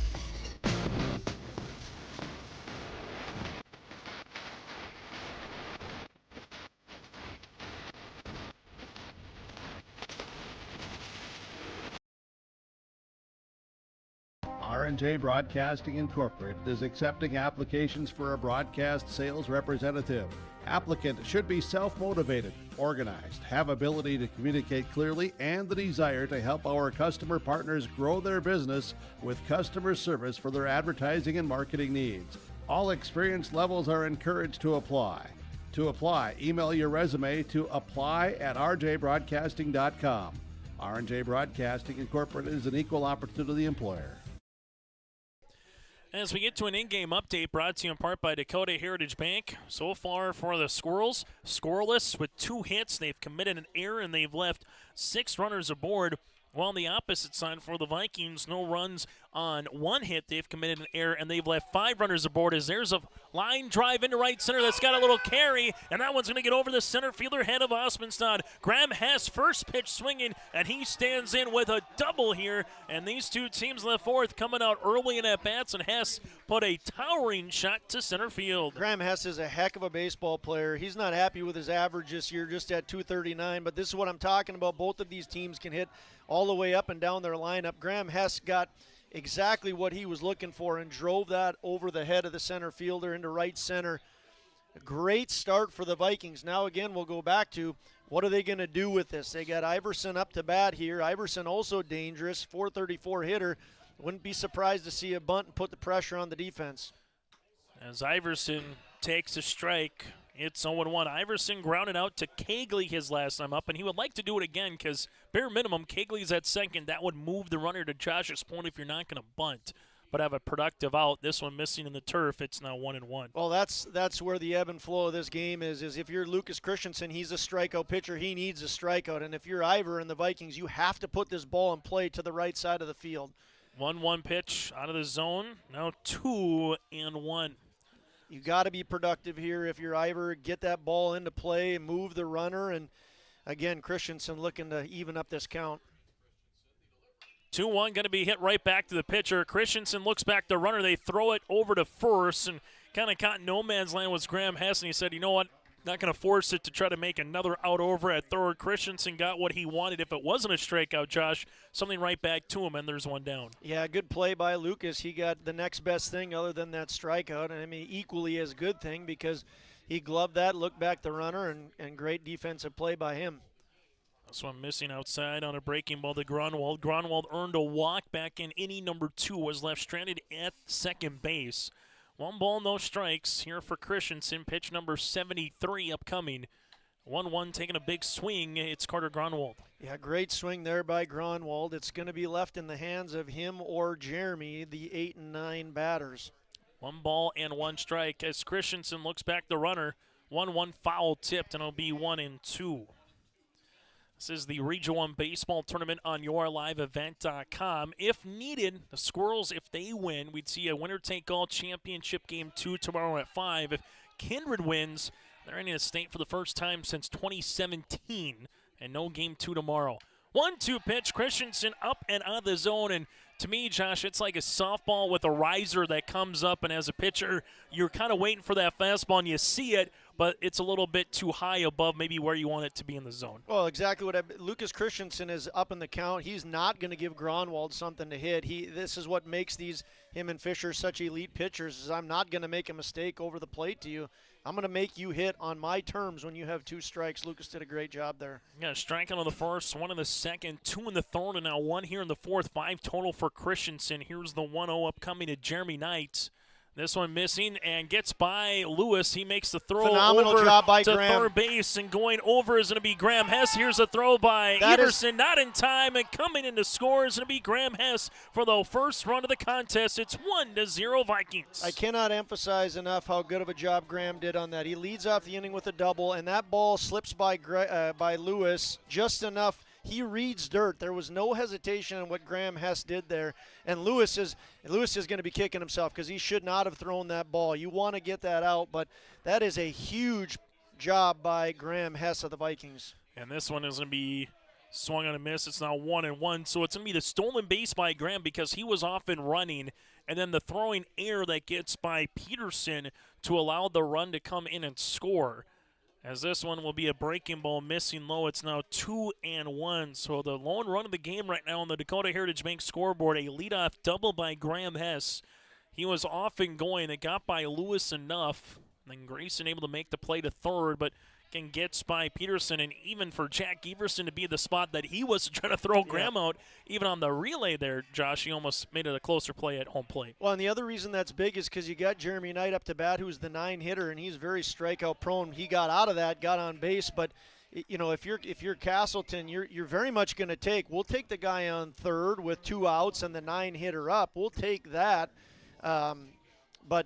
But as it was, that wasn't what happened. And here again, another big moment in the game because Brady Baumgarten, he can gap a ball very easily, and if he does, Knight's going to come around and score. And for the Squirrels right now, it kind of maybe feels like Groundhog's Day all over again. Just the small little things that can determine an outcome of the game. And now Brady Baumgarten, third time through the lineup, has a 1-0 count. Knight over at first base. We'll see if he tries to break to get into scoring position. Long pause, the 1-0. This one, Lewis, able to see it in front of him. It's now 2-0.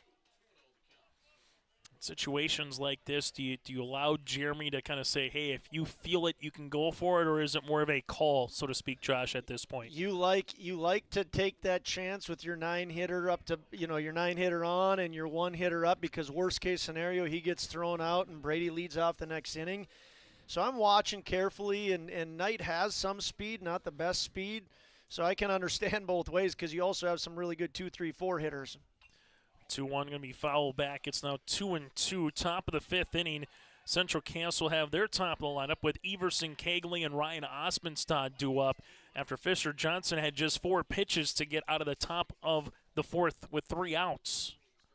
The 2-2, runners in a break. 2-2 pitch going to be hit on the ground. This one's going to be bobbled by Peterson at third. Has some time, throws. Have happened. Third error so far for Central Cass. Their second of the inning. Can the Vikings really make it hurt? There's a swing and a miss by Schliemann. It's 0-1.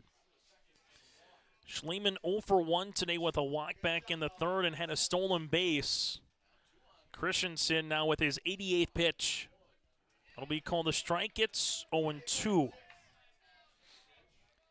Lucas Christensen getting high up in the pitch count, but he's such a competitor, boy. He's going to try and wiggle out of this with just the 1 run. 0-2 pitch. That'll dance Schliemann off the table. It's 1-2. Today from Kindred, this is the Region 1 Baseball Championship. Region 1 Softball resumes again tomorrow in Hillsboro. 1-2 pitch just out of the zone as about everybody in the infield had a step or two towards the third base dugout. It's 2-2. Yeah, borderline pitch there. A really good one by Lucas. Went the way of the Vikings. 2-2. Hit on the ground. This one will go to Everson at shortstop. Everson quickly across in time. Yes.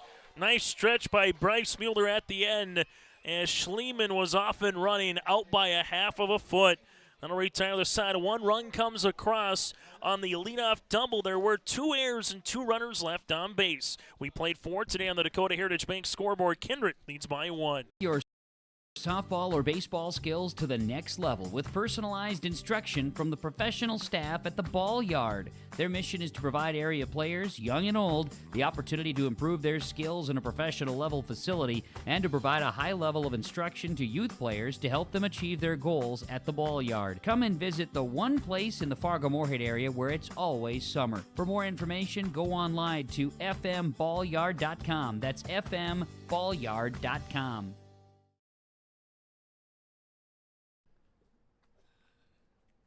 What was that? Is that top insurance? No, I'm pretty sure it's Toop Insurance. Maybe toupee. Could be Toupee. Yeah, I don't know. Or taupe insurance, maybe? I don't think so. Say it right. That's T-O-O-P. That's taupe. Oh, it's Taupe. That's Taupe Insurance in Castleton. Get in touch with Ryan today for a quote or review of your policies. Make sure you patronize our sponsors for allowing us to bring you the Region 1 baseball, Region 1 softball, the Southeast Track and Field Meet here in Kindred. That was back on Saturday as well. Without them, we would not be able to provide you coverage. If you're enjoying this game broadcast, give us a like on our stream link. Simply go to our website as well, yourlivevent.com, or hit subscribe on our YouTube channel. Josh Almaris helping us out here up in the booth. Chase Miller with you as well for this championship game, and it has been a dandy as that one missing low to Jack Everson for Fisher Johnson on for his 5th inning of work. A really good pitch there. Going back to my point with Coach Barry is that those curveballs, if you just leave them, even those close pitches tend to go the way of the batter. So good job of Everson. 1-1 pitch here for Fisher Johnson. That'll be called a strike. It's now 1-2. Jack so far here today, 0 of 2 with a pop out and a fly out here in this championship game. 1-2 pitch. Foul tipped, and Everson will stay alive. Everson, a really good hitter for the Squirrels, hits .435 and showing why he does have such a high average, battling that pitch there from Fisher. 1 ball, 2 strikes. Johnson sees us fouled off again. Getty in left field with Baumgarten in center. Knight in right with Max Bernier over at first. Schliemann at second. Gabe Iverson at shortstop. Grunwald at third, and Hess behind the plate. 1-2 off speed. Got him out in front. This one up the middle. Iverson bobbles it at short, and Jack Everson gets aboard on the air here for Central Cass. Well, every one of those pitches that you battle off like Everson did there not only increases the pitches that the pitcher is throwing, but it allows you to get another pitch to put in play, and Everson does that, and again forces the defense to make a play. Iverson's not able to do that, and leadoff man's on for the Squirrels. Kindred had a leadoff man with a double, came in to score. This is the first leadoff man on for Central Cass against Fisher Johnson here in this one. Now it goes to Brody Cagley, who has walked 2 times against Johnson, and he takes a hitter's count now at 1-0. So you're saying both these guys are at about, so Fisher's at 97 of the 134. Oh, this is popped up, playable. This one, Hess can't no. make the play. It ricochets past him. So now all of a sudden, going into second base will be Everson. Everson was not going. He was waiting as he saw it pop straight up, as you were taught to do as a runner, to not get doubled up. But unfortunately, from a Kindred perspective, Hess made the effort, but then it ricocheted off of him, Josh, and then kind of barrel rolled into Fisher Johnson. So now all of a sudden, from a Kindred perspective, you got runners at first and second. A little self-inflicted error here as allowed Central Cass to threaten here in the inning. Yeah, I thought that ball was going to get caught, and it didn't look like either pitcher or catcher were making their break for it. Is this going to be a bunt? Able to play it. Fisher slips it over to Schliemann. Ryan Osmondstad with the sacrifice bunt. So Everson at third base, Cagley over at second. There is one down here as we make our way to the top of the 5th inning with Keegan Peterson. Peterson, a good hitter, 326 hitter, 1 for 2 on the day, and this is where the Vikings have been very effective up to this point in shutting things down.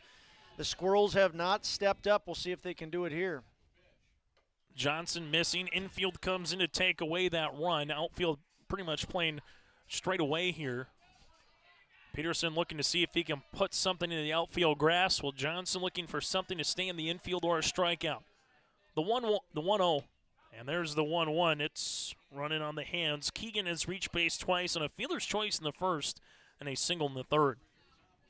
Another one of those big moments in this game, and that's what this rivalry is all about. That's what a championship should be about. There should be multiple moments that are really big in it. 1-1. Off-speed pitch. Peterson hits one in the air to left. Getty on his horse, and Getty's going to make the catch. Going to come in and sacrifice fly for Everson, but Getty robbed Keegan Peterson of a bases-clearing 2 RBI double. Getty with a really good play in left, and it's a tie ball game, but that could have been a lot worse from a Kindred perspective. In Castleton, you'll take it, and you still have a chance to take a lead here with a base knock by Kozowski. Well, really good job there by Peterson of driving that ball out into left field, and a nice job by Everson. Sometimes you see, unfortunately, even at this age, kids get excited about a heavy hit and take off. Everson was able to tag. Vikings did appeal it, and to no avail. But then going out to Getty in left field, that is a run-saving out there that is huge for the Vikings. So a lot of fun action in that play. 1 ball, no strikes. Johnson takes a look at the runner at second. Breaking ball up out of the zone. It's 2-0 here to Kozowski. Runner at second pace is Brody Kegley, and he played that midway through to try to see if he could come in and score. As again, there's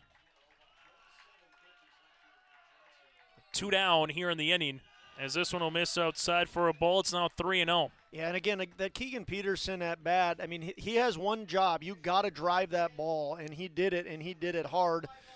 Big RBI for Peterson. Now Fisher in a hole. Fisher with his 66th pitch of the evening. That'll miss. It's a 4-pitch walk. Kozowski will take first base. Third free pass for Johnson. And right now, runners at first and second after Kozowski takes the walk, and batter number 6 with Grayson Lewis. And for the third time, Lewis will come up with a runner in scoring position. Bases full in the first, bases full in the third, and now runners at first and second in the fifth. He's had his opportunities to be the hero of the game. We'll see what he does with this one. I wouldn't mind seeing Graham come out and just settle things down here a little bit, have a talk. The inning started off with a couple of errors and a couple now hard-hit balls. But go ahead. I was just going to say this one fouled back. It's 0-2, and Lewis flew out to center and flew out to right. So he has barreled up Fisher a couple times here. I'll see what he does here behind the count. 0-2. He should not see a good pitch, that's for sure. Well, this one is going to be by Hess. Runners in a break, though. They scamper to third, and this one gets by. Here comes Getty. Getty trying to make the play. Here at home, it's going to be close. Oh, dead to red. What a play by Getty in left field. Out at home is Brody Kegley. He'll get the stolen base, and he was trying to come in and might be the defensive play of this championship. Getty threw a rope to Hess, who applies the tag to retire the side. We played 4.5 today with some great defensive plays in this Region 1 championship. We're tied at 1 apiece. Stop on out to Watts Ace Hardware in Castleton and gear up with name brands from Steel, Milwaukee, Ego, and Craftsman Power Tools. Get ahead of your spring planting needs with flowers, shrubs, and trees. Watts Ace Hardware Greenhouse is open now. Watts Ace Hardware, a place you need to check out. Stop in at 1610 Governor's Drive in Castleton for Watts Ace Hardware and check out their greenhouse, which is open right now. From on-site farm repairs to maintaining the condition of your vehicle, trust the staff at Welton's Tire Service. They've served the Lisbon area since 1972, guaranteeing customers satisfaction and workmanship from farm equipment, tire services, and preventative vehicle maintenance. You'll find it all from affordable prices, free estimates, to their knowledgeable technicians answering any question. Welton's Tire Service is locally owned and located on Main Street in Lisbon. For information, go online to weltonstire.net or call 701-683-5136. Bottom of the fifth inning, 1 run across on 1 hit. There was an error and 1 runner left on base. So the sacrifice bunt by Osmondstad to put Everson and Kegley into scoring position does come in as Peterson with the sacrifice fly. But how big is Getty in that inning? Number 1 to take out an extra base hit to save a run, Josh, on the play by Keegan Peterson. But also with Kegley going into third base, Hess's throw gets by the third baseman. Getty couldn't have played it any better defensively, and Getty with 2 really big-time plays there in the inning. Yeah, that's what you want, your senior to step up like that, not only just have a good mustache, but make a couple big plays. And I was thinking in my head, as that pitch got by Graham, don't throw it, because he fell on the other side of that, same air with Lewis doing it. But thankfully for Hess, Getty was there to save the day, back it up, and throw a strike home. Such an exciting game, Chase. I mean, 1-1 in the bottom of the 5th here, and the region championship doesn't get any better than this. Fisher Johnson at the plate, 3, 4, and 5 batters against Lucas Christensen. The 2-0 pitch and be hit up the first base side. That goes foul. It's now 2-1, but the Squirrels do tie up the game in the top of the 5th inning, 1 apiece. And for Christensen, his pitch count now at 94, so he'll have about 26 more pitches before his night will come to a close. And if you're Kindred, how many of those can you continue to foul tip, take a ball here and there, and try to get Christensen out of this game a little sooner rather than later from a Viking perspective? Well, Johnson, we'll get to how many pitches he has left. There's a swing and a miss. Johnson sees it now 2-2, and Fisher on the mound has about 113 pitches. So he'll have roughly 22 remaining, Josh. So it's pretty much dead even right now between the two of them as far as what they have left. As this one goes down the left field line, that'll go out of play across the sidewalk up the left field line. Kozowski giving chase. Osmond's in center, while you have in right field with Boer, Bryce Mueller at first with Kegley at second, Everson at shortstop, Peterson at third, and Lewis behind the plate here with Lucas Christensen. Question becomes, does 2 runs win you this game?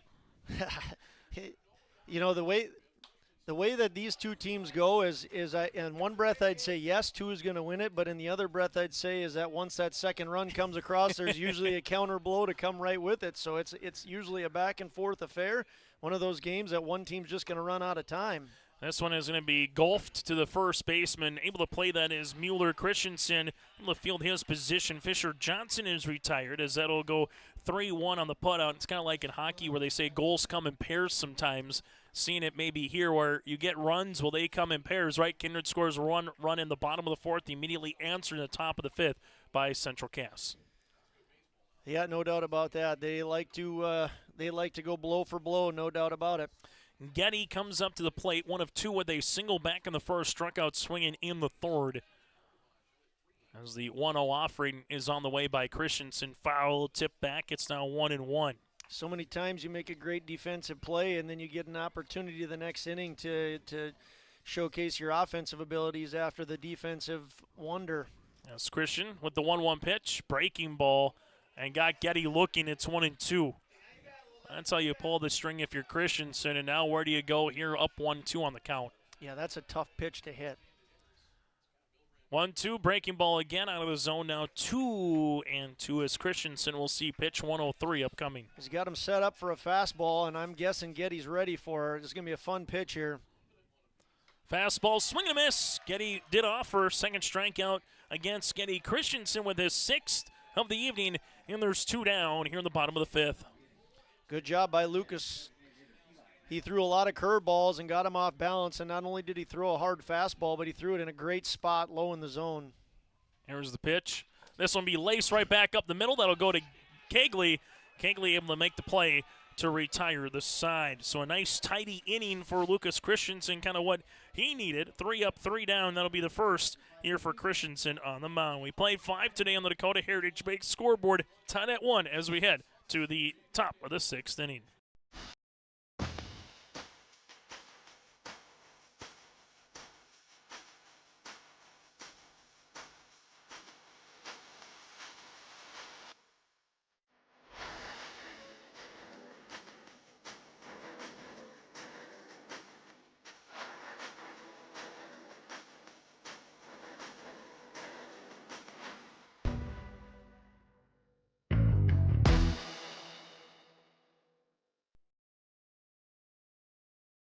Stay up to date all year long with your live event from our social platforms with X, Facebook, and YouTube. From the latest coaches show to watch game broadcasts back on demand from earlier in the season. Search your live event on YouTube and hit subscribe. Outside the 3-point arc. Pick and pop here with Spaeth into the left side corner. 3, good. For the complete and most up-to-date schedule throughout the year, head to our website at yourliveevent.com. As we take a look at our bracket breakdown brought to you in part by Bank North, well, from a Kindred perspective, you're hoping this is the final game of the tournament. For a Central Cass perspective, you're hoping to push this 24 hours from now and see if you have a chance to win both tonight and tomorrow night to make your way into Jamestown. Earlier today, Central Cass winners in 6 innings, 13-3, 10-run ruled the Oak Grove Grovers. Bracket breakdown brought to you in part by Bank North. Go to banknorth.bank. That's banknorth.bank. It's 1-0 on the way upcoming. Back up here is Grayson Lewis to open up the 6th. This one called the strike. It's now 1-1, so 20 more pitches roughly left for Fisher Johnson before he wraps up with 135 in this tournament. And Josh, as a batter, do you know that going to the plate, or are you still looking for your pitch? I mean, when you got a guy that's getting close to, kind of being taken out because of that pitch count. I mean, there's definitely going to be a switch of energy if Fisher or Lucas comes out of this game, but the fact of the matter is I still want to hit that ball, and the next guy coming up is still going to be a good pitcher. You're still going to have a challenge with whoever's there, so I'm still ready to look for my pitch and jump on it. If I get my pitch early, I'm definitely hitting it. Grayson's done a good job here. He hasn't gotten really a pitch to hit, and then once he's fallen into 2 strikes, he's battled. But my approach doesn't change much. The other thing is when you got high-end velocity on these 2 guys, if I get my pitch and I square it up, it could go over the fence. Pitch number 6 of the at-bat. Lewis chops it. It's a 2-hopper over to the third baseman. Gronwald with a nice play to Bernier. So 6 pitches, but there is 1 down here in the top of the 6th inning on the 5-3 putout. And there's a few guys that can put it over the fence. No better memory for any of these guys if they square one up here in the region championship and put it over the fence for their team and give them a 2-1 lead, which could do the trick here. Bryce Mueller at the plate, 0 for 1 with a flyout. 0 for 2 with a flyout to left his last time up. Fisher winds and delivers. This one's called a strike. It's 0-1. Good job there, Fisher, getting ahead of the count. Both these pitchers are nearing the end of their line, so they want to make sure they're doing everything they can to attack immediately. 0-1 pitch. That'll be called a strike now, 0-2. So Johnson gets ahead here on the junior first baseman in Bryce Mueller. Fisher, 0-2 pitch. This one foul back, and we'll see pitch number 10 of the inning. Grady Mueller and then Lucas Christensen are the next scheduled batters for Central Cass. As Johnson works ahead again, the 0-2.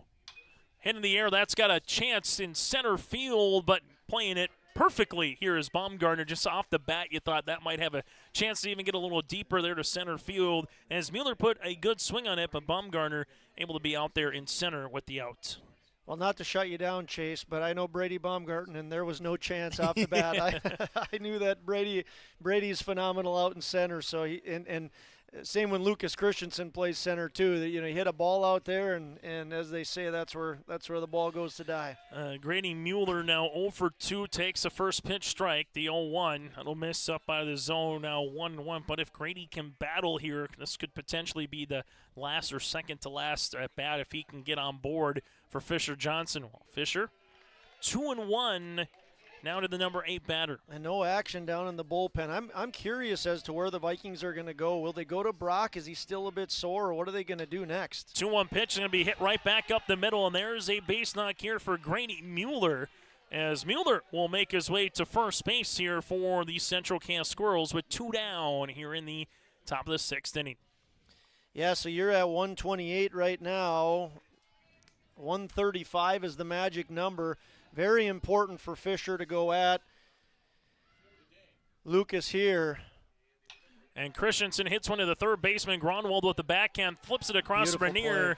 And 1 pitch and 1 out, just like you drew it up if you're Fisher Johnson and the Vikings. No runs and a hit, no errors, and a runner left on base. We played 5.5 today on the Dakota Heritage Bank scoreboard. We're tied at 1 as we head to the bottom of the 6th.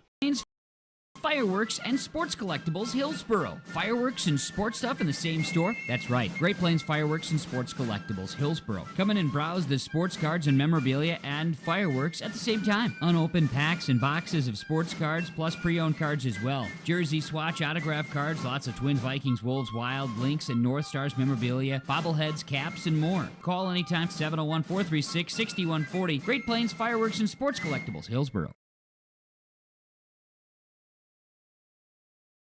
Halstead Telephone Company delivers fast broadband internet, telephone, and cable TV to residents in this region, including Halstead, Shelley, Neelsville, Climax, Fisher, Bigland, Gentilly in Minnesota, and Hillsborough, Caledonia, Gardner, and Argosville, North Dakota. Serving the area residents since 1904, Halstead Telephone continues to create a bright future for this region using 100% fiber optic technology. Service plans offer flexibility and choices, and there's local support personnel ready to help. Contact Halstead Telephone Company today. As we come back, bottom of the sixth inning, we'll talk about the top of the seventh where Brock Johnson is warming up down the bullpen. Brock has 110 pitches thrown in one appearance, so he would have roughly 25. Kindred would hope that he could come on in a save situation. While you flip it here for Central Cass, you're hoping to go to the seventh still at a 1-1 contest as the Kindred Vikings will make their way 6, 7, and 8 batters to the plate. And taking a good swing at this one was Graham Hess. He already put a double with a run scored in the fourth, and he was looking to put another extra base hit on that swing. Yeah, he had the play of the game for a while, and now we're just waiting for the next big play of the game. You know, another test, like what a great game this has been. Lucas Christensen gets a fastball, hits it hard. Carter Gronwald makes a beautiful play over at third and throws him out. I mean, there's so many little things that are happening. Just nothing's cracking the surface for a run. The 0-2 pitch that'll miss for a ball. It's now 1-2 for Christensen. 107 pitches, and with the 108th upcoming, so he'll have 12 left unless he's working with a batter to go over that 120 mark for Coach Maggio. The 1-2 pitch, a work up at the hands. It's now 2-2. Graham appears to be seeing the ball really good. He seems very confident up at the plate right now. The 2-2 here for Christensen.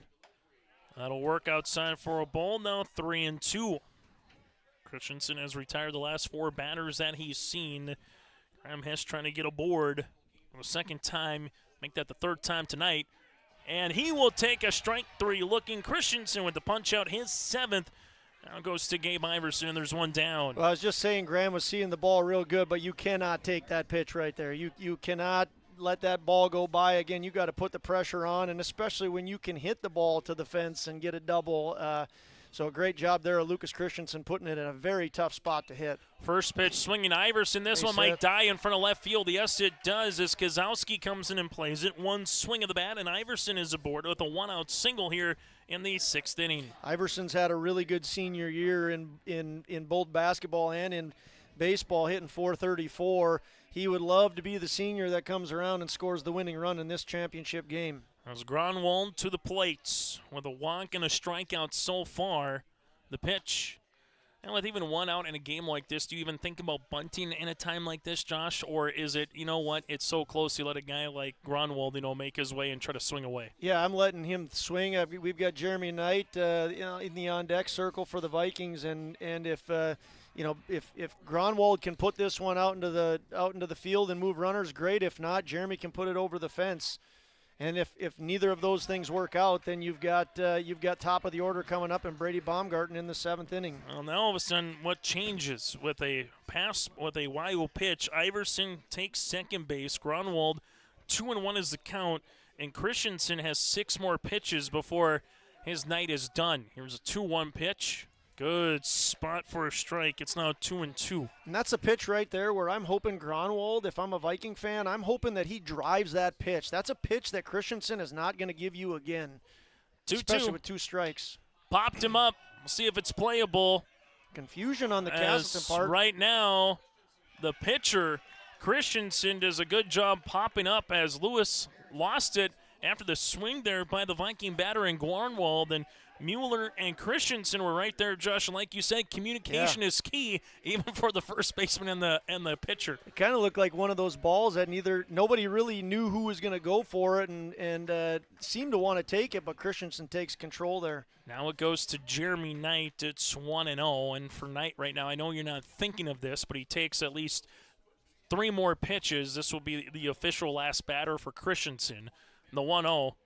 This one will be called a strike. It's 1-1. Yeah, certainly if you're Jeremy Knight, what you're thinking of is if I get my pitch, I need to drive it. And Christensen does not want this to be his last batter. He's okay getting the out.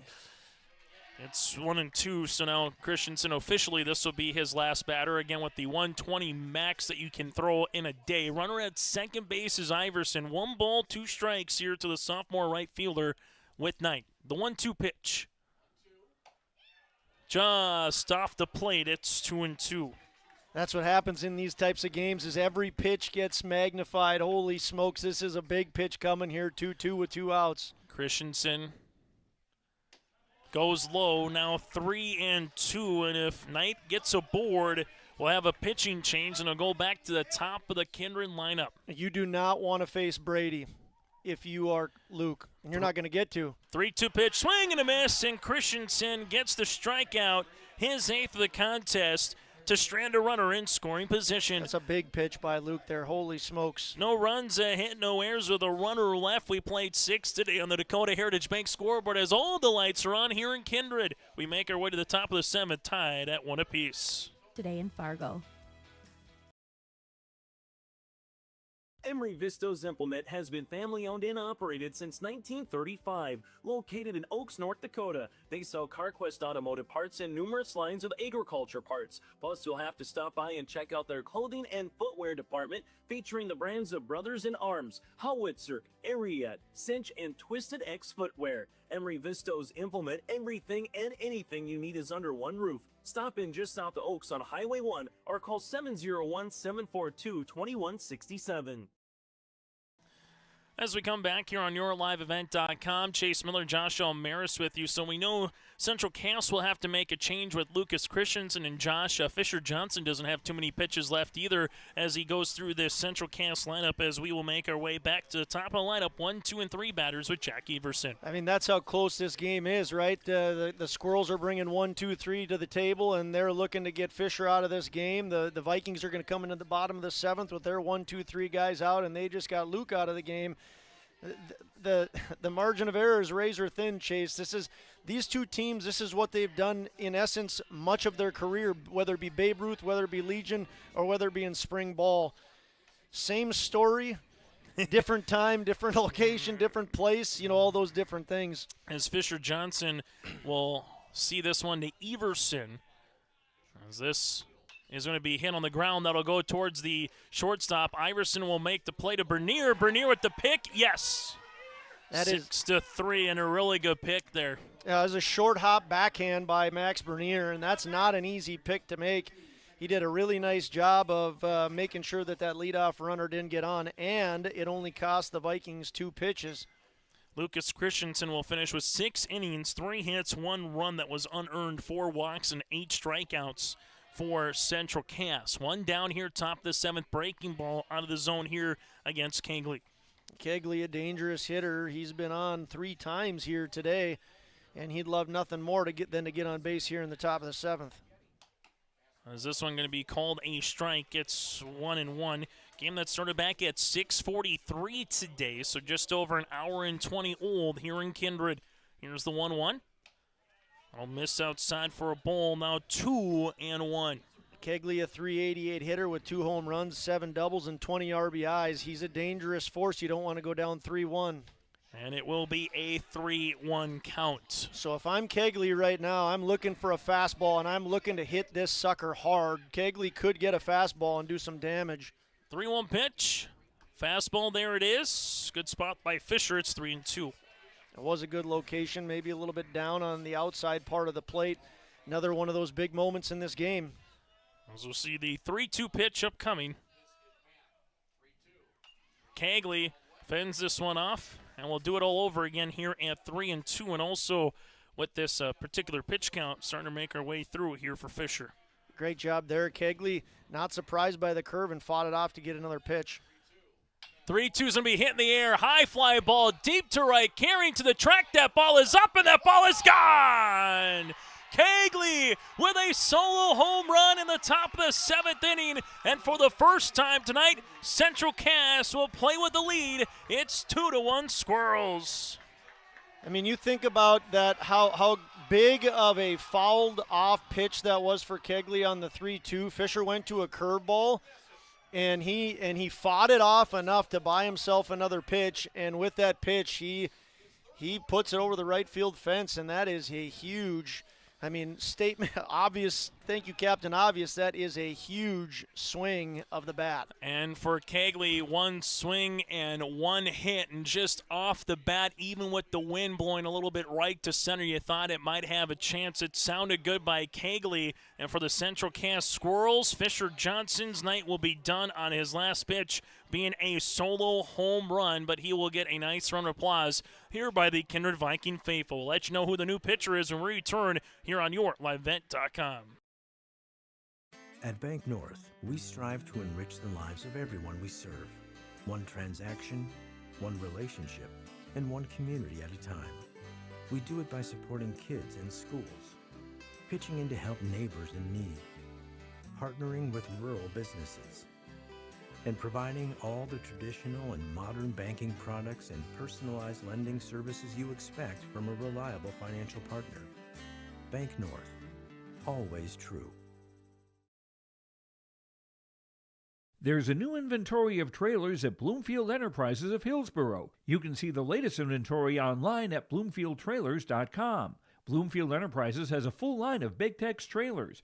Big Tex has affordable and versatile utility trailers for all your jobs. Big Tex has a full line of products from ATV trailers to gooseneck to dump trailers and more.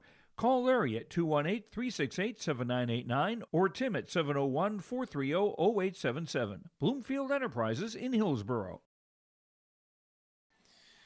Brody Kegley had the two-run shot in Oaks back on Friday in the semifinals to make it a 5-3 game, and now he delivers a solo home run, but the difference is instead of being down 2, Josh, it's now a 1-run lead, and for Central Cass, we'll see who will come on to try to finish off the bottom of the 7th inning now in a save situation. Here's the defensive changes for Kindred. Fisher Johnson will come out, Brock Johnson will come on and pitch.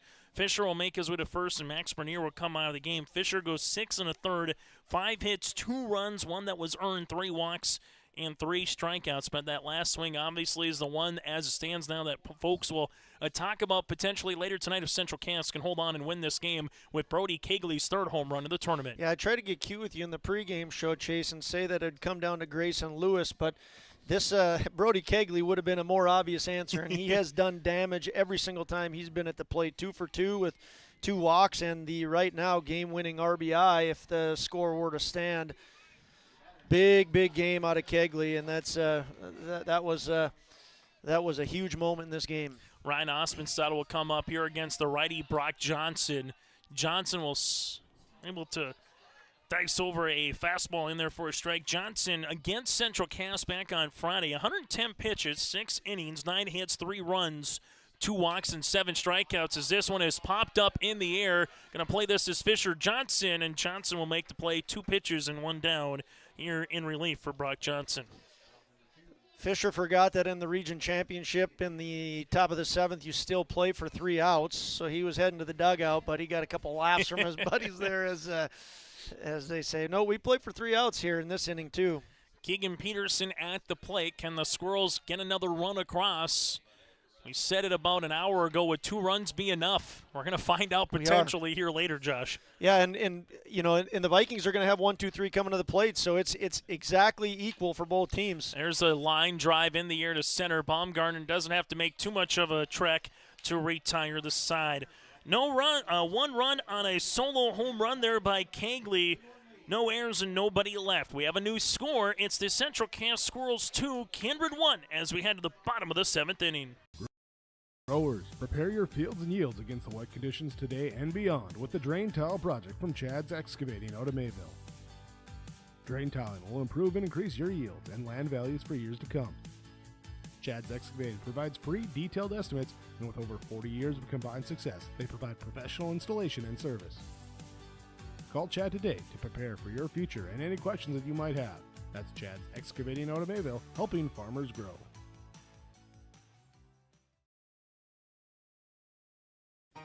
For trusted news, weather, and sports from your community, look to R&J Broadcasting Incorporated. KRJB, KRJM, and KKCQ Radio and rjbroadcasting.com. Hear local voices from local radio with news and information from the area. your information stations. KRJB, KRJM, and KKCQ Radio and RJBroadcasting.com. Local voices from local radio.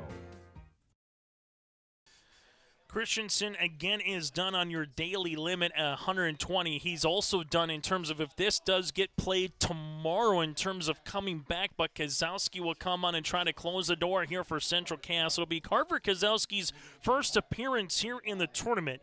Ryan Osmondson will go from center to left field, and Christensen will go then from pitcher to center fielder, while Kozowski goes from left to pitcher. And as Josh Almeida said in the top of the inning, it'll be Brady Baumgarten, Jackson Schliemann, and Fisher Johnson, 1, 2, and 3 batters to at least try to need 1 run to put this game into extras or 2 to walk it off here for a championship. Carver Kozowski, a great pitcher. He's 2-0 on the year. He's got a healthy ERA of 1.448 and an opponent batting average of just 121.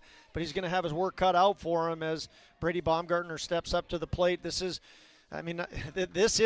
a huge first batter in the bottom of the 7th. If Brady gets on, he is speedy and can move all around the bases. As Kozowski will miss low for a ball. It's 1-0.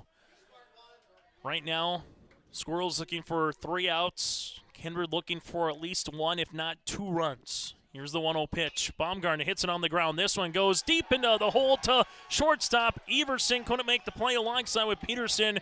That's a CNI single, if you will, for Brady Baumgartner. And Brady gets aboard here with a leadoff single. Yeah, that's exactly what you need if you're a Vikings fan. You need to get that momentum right back. And that you wouldn't expect anything different. The home run's big, but nobody's going to back away, whether it's the Vikings hitting it or, in this case, the Squirrels hitting it. So we'll see how Kozowski handles Schliemann and if Coach Milbrand puts the bunt on. Brady can steal. It's very speedy. Runner will stay put. Schliemann will take a strike. It's 0-1. Schliemann today 0 for 2 with a walk and a stolen base and a couple of groundouts. And with nobody out, we'll see what the play for Coach Milbrandt is again here with a 0-1 count as Kozowski will have to work from the stretch position. Peterson in on the bag as Mueller applies a tag, but sliding back in there is Brady. 18 stolen bases on the season for Brady. So very smart on the bases and very fast. Kozowski knows that, and he's going to be quick home with Lewis having a great arm. Fun battle here. 0-1, runner stays put. As this one will be low, and you could hear the infield just yell bunt, almost like a Peter drill in football to say get away from it. You could just hear the echo here, Josh. Yeah, and Kozowski kicks with that delivery, which is a little bit surprising. 1 ball and 1 strike here for Kozowski. And taking the bump back again is Schliemann. It's now 2-1. It has gotten deathly silent here in Kindred. Everybody is hanging on every pitch for this region championship. Baumgartner stays at first base. The 2-1 pitch going to be called a strike as Schliemann took it back. It's now 2-2. The real interesting thing here is Brady Baumgarten, and if he can steal this base. I know that you're playing with fire. If he can get to second base, if he gets out, then that's a tough situation. But, boy, he is a seasoned veteran on the base paths. 2-2 pitch. Schliemann hits one off the third base line, just foul. And if that's a fair ball, the question would have been how far could have Brady went. Regardless, it'll be 2-2. Well, great job there of Schliemann of battling. I talked about it earlier before the home run, Kegley battling things off. What's Jackson going to do with this pitch? 2-2 off speed. This one going to stay put as Lewis able to keep it close enough behind the plate. Now 3-2, and does Brady with a 3-ball, 2-strike count go in motion, full count for Kozowski? I think you have to. I think that was a huge missed opportunity for the Vikings right there, getting Brady to second. 3-2, runner stays put, foul tipped, and Schliemann battling right now with Kozowski. If you're just joining us, Kozowski came on after Lucas Christensen had to be taken out of the game after 6 innings via the pitch count for a day. Kozowski trying to slam the door shut. 3-2 pitch. This one just out of the zone.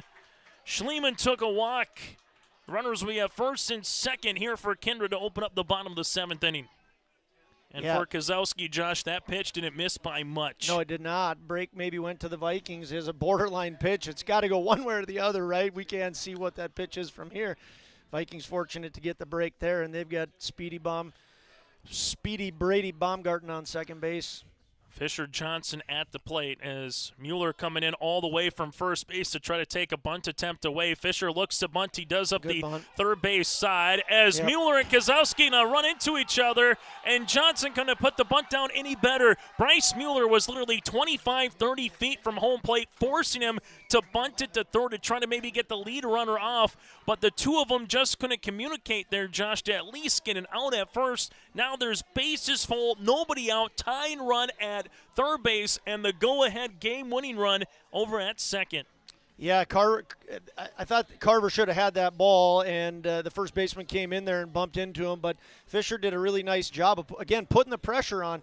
I think Fisher would have maybe liked that bunt to go a little bit more down the third base line, but again, you put the pressure on with the region championship on the line, and the Vikings are in business right now, a long way from finishing this game because they've got Carver Kozlowski on the mound to beat, but they are certainly sitting in the driver's seat at this point. Yeah, and the guy who's made two really good defensive plays in Carson Getty at the plate here for the Kindred Vikings. Well, I don't want to put a spoiler alert out there, but if Getty does get the game-winning hit, Chase, I think it makes your player of the game selection pretty darn easy. We haven't had a walk-off variety here outside of a 10-run rule in the Region 1 baseball tournament. That's what Kindred is looking for. Central Cass looking for out number one here of the inning to begin with. The pitch, that'll work outside for a ball. It's 1-0. Carson today with a single in the first, 1 of 3 so far for Getty. Kozlowski will come on. Here's the 1-0 pitch. Getty hits one in the air. That's a straightaway center field. Gets by Christensen, and Getty's going to walk the Kindred Vikings to a state tournament for the first time since 2017.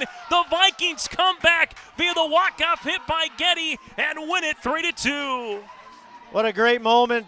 Carson Getty, I mean, he got a pitch that he could drive, and he was not going to let that thing go by him. Perfect, beautiful swing, drove it out to left center, and this is what we talked about, Chase. We said one team might throw a punch, but be ready for the punch back, and kudos to the Squirrels. I mean, that home run was huge, but the Vikings did not back down. The Vikings don't back down, and they load up the bases, and Carson Getty, the senior, he had a phenomenal game today, and you know, what a fantastic moment for Carson Getty and the Kindred Vikings. And for Central Cass, a tip of the cap to head coach Dustin Maggio and what they were able to do. They just feel probably snake-bitten against this Central Cass club, as there's a couple of times in this particular season and this particular series here with Central Cass, there was just the one big hit that they couldn't get, or the one big out they couldn't get, Josh. And you thought with Kegley's hit that maybe that might put them over the door, particularly with Kozlowski coming in, a guy that is kind of was left for this particular position, right? That's why Coach Maggio hasn't thrown him all tournament to say, come on and close the door, or possibly start in game number 2 if needed for that championship, but there will not be a game 2. And how about this for the Kindred Vikings?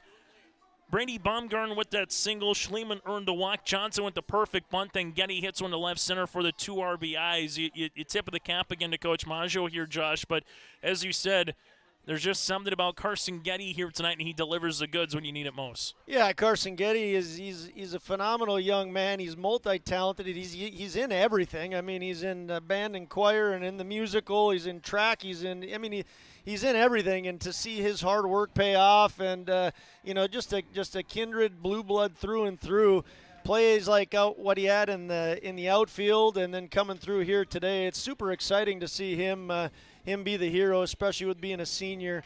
But like you said, I mean, watching these two teams play never gets old. I'll tell you this, it's a lot more fun being up in the press box than it is being down there coaching because, there's a little less pressure up here, but it's just two phenomenal programs that duke it out time and time again, and it's always, every time, it's always a case of it's unfortunate you have to have a loser because they're both such good programs and they compete so dang hard. every one of the pitchers that stepped on the mound, I thought, gave their team the opportunity to win the game, and it just comes down to that one little different thing that's going to happen. And for the Vikings, they're fortunate. His name is Carson Getty. Oh, for the Kindred Vikings, first time since 2017, and for the 8th time in program history. It's been nearly a decade that they're making their way to a state tournament as they will go to Jamestown upcoming here a week from Thursday. Kindred, 3 runs, 6 hits, 2 errors, 10 runners left. Central Cass, 2 runs, 5 hits, 3 errors, and 8 runners left. In a game that goes an hour 36, Brock Johnson going to pick up the win.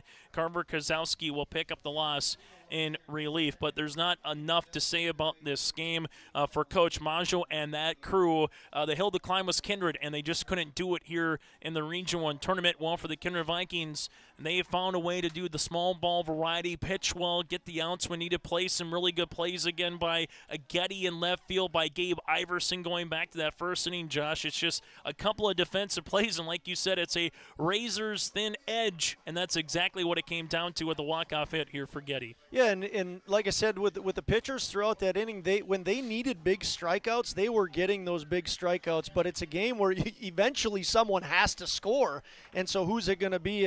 And yeah, it's super impressed with both teams, whether it be the home run in the top of the 7th or the Vikings coming back. Just such a fun game, real fun game to watch. As we go back now to our Enbridge Energy Player of the Game, we'll hear from head coach Scott Milbrandt. We'll hear from a couple of the players coming up as well in our post-game report with Carson Getty. We'll also hear probably from a Fisher Johnson or two. We'll just continue to bring them up once they break the huddle. Our Enbridge Energy Player of the Game, and I think it can give players with Fisher Johnson and Carson Getty for what Fisher did to start the contest as he went 6 and a third innings, 5 hits, 2 runs, 3 walks, and 3 strikeouts. And obviously Carson Getty, like we talked about, with a couple of really good defensive plays, gets 2 hits today with 2 runs driven in. Those 2 players are players of the game, brought to you in part by Enbridge. Go to Enbridge.com for career opportunities. In your Agassi Precision Egg Play the contest, Getty on the throw to nab the runner out at home base here, and is trying to make his way was Brody Cagley. He was sliding in the third. Hess with an airmail past the third baseman Grunwald. Getty couldn't have played it any better, 5 feet out at home plate plus, to where all of a sudden Hess just had to apply the tag. That was a really big-time defensive play of the game. Otherwise, that would have scored a run and still had Central Cass at the plate. Instead, that ended the inning. And for these Kindred Vikings, with what they're able to do, that is our Play the Contest, brought to you in part by Agassi, your local precision planting dealer at Agassi Precision Egg in Hillsboro. Visit planterdoc.com. We'll take a break. When we come back, we'll continue with more and hear from some of the particulars when we come around the corner. That is next. Our heritage, sharing our future. Choosing the right bank for your financial needs can be challenging with the many choices available. Dakota Heritage Bank is pleased you're interested in knowing more about what they can do for you. The Dakota Heritage Bank community bank setting is a strong advantage they have over larger, less personal banks. Customers are more than account numbers, they are friends and neighbors. Working together, Dakota Heritage Bank, member FDIC, equal housing lender. Keep your car moving along with the team at Elite Automotive Center in Fargo. What sets Elite Automotive Center apart from the herd is their truly extensive list of services. From brake and tire service to tune-ups and battery replacement, there's no job too big or small for their ASE certified technicians. Schedule your next oil change by going to EliteAutomotiveCenter.com or scan the QR code on your screen now. Never settle for standard service. Stop by Elite Automotive Center today in Fargo. As we come back here on YourLiveEvent.com, our Norman County Raceway post-game report. Norman County Raceway, get ready for racing on the radio on KRJB, but also get ready for races all summer long up in Ada. Go to NormanCountyRaceway.com. And finally, we'll get to our Halstead Telephone Company post-game connection. The connection obviously has to be the Cagley homer, right? Because from a Castleton perspective, you were waiting to finally climb over the hill. You got the Cagley homer. You were up by 1. You took all the air out of the sails of Kindred. And then, Josh, the connection part 2 was Baumgartner getting on base. Because, like you said, when Baumgartner got on base, all of a sudden everything turned with a speedy runner and putting the pressure back on Kozowski and Central Cass. Yeah, there's all. I mean, if you want to go that route too, you got to talk about Graham Hess too and the leadoff double, and then really scoring that run all on his own. Leadoff double, great ball in the dirt, getting to third, forcing the throw, and then coming home. But I do think that for a connection to the game, Getty winning the game with a hard line drive. You need to get a big hit. The moment doesn't get any bigger than that, and I mean, there's a lot of them, Chase. It was a great game, you know. When you get to a championship, this is kind of what you expected. And I know from a baseball fan point of view, you might have said, hey, we'd like to see game 2 of this tomorrow, and it's a shame that someone has to lose to get to state in this. This is very similar to what, basketball was for how many years when it was old Class B in Region 1, that there's 2-3 teams that are left at home and one team that gets to represent the region. For the Central Cass Squirrels, congratulations to Dustin Maggio and their particulars on a really phenomenal season, but also to these guys, their seniors and those who made the all-region team, Ryan Osmondstad, Jack Everson. He's making his way to Bismarck State College coming up here in the fall to play collegiate baseball. Grayson Lewis, just that senior class, a tremendous success, and I know they're going to be ready and raring to go, Josh, once it gets to Legion season. Their spring season comes to a close, but the nice thing is for a lot of these kids, you still have a chance to come back and play baseball here over the next few weeks and months one more time and representing your town and your community here throughout the Legion, Babe Ruth, and summer programs for these guys that are coming up for the next couple months. Yeah, baseball's such a fun sport, getting to showcase off your talents and do it with your friends around a community. It's a lot of fun, and certainly these two teams have some battles ahead of them that are going to be great, but the Vikings have a lot to celebrate, and they're definitely going to enjoy this. Finally getting over that bump of, you said, since 2017 of getting to the state tournament. So, I mean, there's more battles to come, no doubt about it. But you're right. The Squirrels have a lot to be very, very proud of, and the Vikings are going to enjoy the celebration here tonight. Congratulations as well to Scott Milbrandt. He was the coach of the year. Chris Hoyland from Northern Cass, the senior athlete of the year. The Vikings also with 4 all-region selections of Brady Baumgarten, Graham Hess, Carson Getty, and Fisher Johnson on the all-region selections as well. And for the Kindred Vikings, Josh, you go back through in terms of their way to a championship. They defeat Enderlin in 5, 22-3, but then it was close. Sargent County game 4-1. Central Cass 5-3. Then they won again over Central Cass 3-2. But one heck of a baseball game and a road to a state tournament appearance as well. Yeah, you're right. I had forgotten when you were talking about how many pitches Fisher had left. I had forgotten that they had needed to use Fisher in that game and needed him to shut the door. So, heck of a run by the Vikings. We're going to take a break. When we come back, Carson Getty's going to join us around the corner for some of our post-game conversation. That and more still to come. Visto's Implement has been family-owned and operated since 1935. Located in Oaks, North Dakota, they sell CarQuest automotive parts and numerous lines of agriculture parts. Plus, you'll have to stop by and check out their clothing and footwear department, featuring the brands of Brothers in Arms, Howitzer, Ariat, Cinch, and Twisted X Footwear. Emery Visto's Implement, everything and anything you need is under one roof. Stop in just south of Oaks on Highway 1 or call 701-742-2167. At Enbridge, we're focused on relationships. 23 Canadian First Nation and Métis communities now own an equity stake in Enbridge Athabasca Pipelines.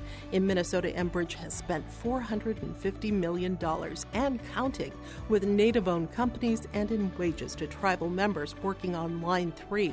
Every day brings new collaborations, partnerships, and possibilities. Learn more at Enbridge.com.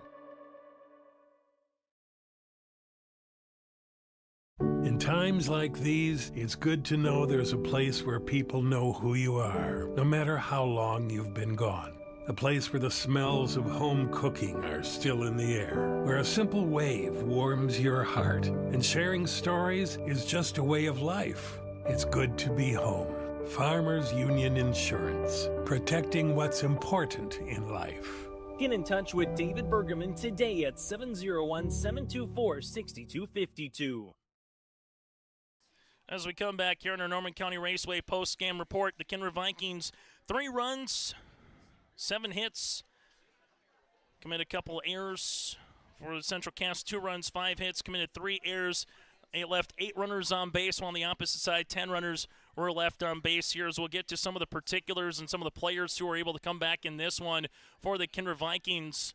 as they were able to win their first region championship, and for the first time making their way to a state tournament since 2017, as Fisher Johnson has popped on the headset. Fisher, let's show off that hardware that you got to you to the left right there to the folks at home. Able to see this one coming through for the Kindred Vikings. Congratulations again to Fisher. Carson Getty will be making his way as well. We'll get to him in a moment, but first things first, Fisher, just take us through the ebb and flows of this championship. Every time you play Central Cass, it comes down to the wire. It just feels like it as well. In this particular game, just what does it mean for this team for the first time in nearly a decade to head to a state tournament? You know, it's kind of crazy. We did it with Babe Ruth, with this kind of group of guys, and you know, we're just like, yeah, we can really do it. Our mindset switched this year. Like last year, we were just like, yeah, we're just here for fun. This year, it's serious, and yeah, so much fun. Take us through when you're at the plate and the bunt call is being called on there in that seventh inning with runners at first and second. Brady gets aboard. Jackson finds a way to get aboard. Obviously, you're trying to move those runners to see if you can get that tying run or scoring run in position. But when you saw that bunt go down, what's kind of going through your mind? I don't know. I just thought about being unselfish. You know, this team's, we all care about each other. We all love each other. I think Carson Getty said that a couple times. We all love each other, not being selfish. So, yeah, just trying to get the job done and then set up Carson for that great hit is awesome. Yeah, when you all of a sudden bases are full, there's a little meeting on the mound, Getty's coming up to the plate. What's kind of going through your mind when you're seeing one going out to center field? You know, Getty's a senior, so he's experienced, and he's been through this stuff. And I'm just so proud of him. And, like, emotions are high, roller coasters. It's awesome. For you to come on, it was kind of different, right? Because you came on and closed the door a couple times in Oaks. This time you got the start. You were battling with you and Lucas Christensen. It was a pitcher's duel, both getting out of some situations. When Brody hit that home run, it was your last pitch, but you knew you were coming up in the seventh. What was the mindset to the team knowing that, hey, you're only down one, you still got 3 outs to work with, you know, once you get to that bottom of the seventh here, Fisher? You know, I was pretty upset with myself. I left up that hit. But Eli and all the guys say Johnson and Christensen, that matchup feeds families. And I don't know, it's just we have always had it. It's always been a good rivalry. And then coming up in the seventh, you know, I'm just like, yeah, we got 3 outs. They have to get us out, you know. So it's just crazy. Final thing for you, Fisher, how sweet is this going to be knowing that, you know, a week from now you're heading to Jack Brown playing in a state tournament? You know, I've never played there before, so it's going to be a nice environment. Really fun to play with these guys, and I just can't wait. Hey, congratulations on the win. Enjoy that region championship. Fisher Johnson with us here for the Kindred Vikings. We'll take a quick break. When we come back, we'll hear from Carson Getty, a host of others still to come before we bid adieu tonight here from Kindred. All right. Fireworks and Sports Collectibles Hillsboro. Fireworks and sports stuff in the same store? That's right. Great Plains Fireworks and Sports Collectibles Hillsboro. Come in and browse the sports cards and memorabilia and fireworks at the same time. Unopened packs and boxes of sports cards plus pre-owned cards as well. Jersey swatch autograph cards, lots of Twins, Vikings, Wolves, Wild, Lynx, and North Stars memorabilia, bobbleheads, caps, and more. Call anytime 701-436-6140. Great Plains Fireworks and Sports Collectibles Hillsboro. It's safe to say we have it pretty good in the Drayton, North Dakota area. Growing sugar beets, making sugar, bringing a little sweetness to the world. Every day, American Crystal Sugar produces sweet products people love in a place we love to call home. It's a thing we like to call the sweet life, and we're proud to share it with you. American Crystal Sugar's Drayton facility wants you to enjoy the events in the communities of our area. Here's to living the sweet life. American Crystal Sugar, Drayton. As we come back on their Norman County Raceway post-game report, again, you just keep passing the region championship trophy from Fisher to Carson Getty. Join us here showing off the hardware. And Carson, I guess we'll start first before the defensive plays. We'll start with the walk-off hit, right? All of a sudden, Kegley hits a home run. Yep. First time Central Cass is up. What's the talk in that dugout knowing that you still got 3 outs down by a run to try to tie or take the lead here later in the contest? Well, you know, as soon as we saw Christensen come out, we had an opportunity to get something going here, and the boys just they got the bat to the ball. We got on base, and I was just the fortunate one to be able to drive into both runs. So, yeah, you got Brady was able to get that single. Jackson works that walk. Fisher with a perfectly executed bump. Bases are full. What were you looking in that situation against Kozowski to try to at least tie the ball game up? But when it went to left center, you probably knew, hey, that's got a chance to be a walk-off hit. Yep, well, I was just looking for any pitch I could drive, any pitch that would get the guys over, like anything. I would have taken a fly ball to left. As long as I got the run, and I would have been happy. But I was just so grateful I was able to drive that ball to the gap. That's been my signature hit all season. So I'm so grateful I got to do it against Castleton here. You know, a lot of respect for that ball club. They've beat us a lot in the past, and I'm just so grateful that I got to do it this year in my senior year. Let's go through here in the 5th inning, right? All of a sudden you made a couple of really good plays. There was sacrifice, a fly by Keegan Peterson that easily could have been an extra bases hit. 2 runs coming in, only 1 run comes in, and then all of a sudden Kegley going from second to third on the stolen base. You're there like you're taught to do, like in Little League, right? Like field the play, make sure something's coming through. What's kind of going through your mind when you make that throw and gun out Kegley at home plate? Well, I just knew I got to trust my arm there, you know. I kind of had threw like a javelin there, but I mean, they got the job done. I guess track just finished, so maybe I'm still in javelin form. That's why I fell over all the way. You know, it was just an absolute dime. I'm so grateful that I got that opportunity once again. You know. What does it mean for this team, Carson? First time in nearly a decade from a baseball perspective in high school to make it to a state tournament. Yep, you know, all the other teams in Kindred have got their glory, football, basketball, and, you know, baseball, we've kind of just been under the radar for the past couple of years.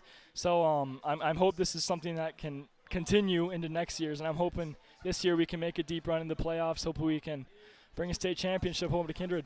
Final thing, what's it also mean? Scott Milbrandt, Coach of the Year here in the region. Just what is kind of the coaching staff, but particularly for Scott, mean to you in this ball club? I'm just so grateful to him, not only for a baseball coach, but as a person.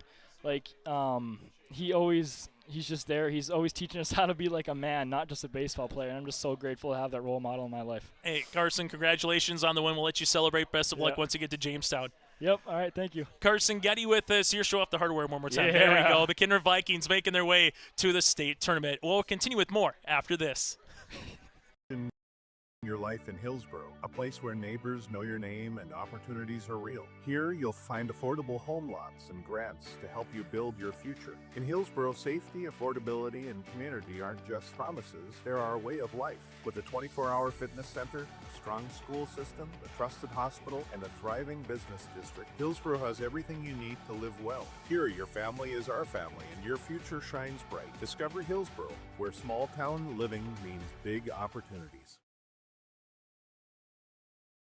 Hunter Insurance Agency is a locally owned full-service agency providing protection and coverage in a number of different areas. Hunter Insurance Agency offers multi-peril crop insurance, crop hail insurance, and farm insurance for buildings and equipment. Plus, they offer home, auto, life, and business insurance.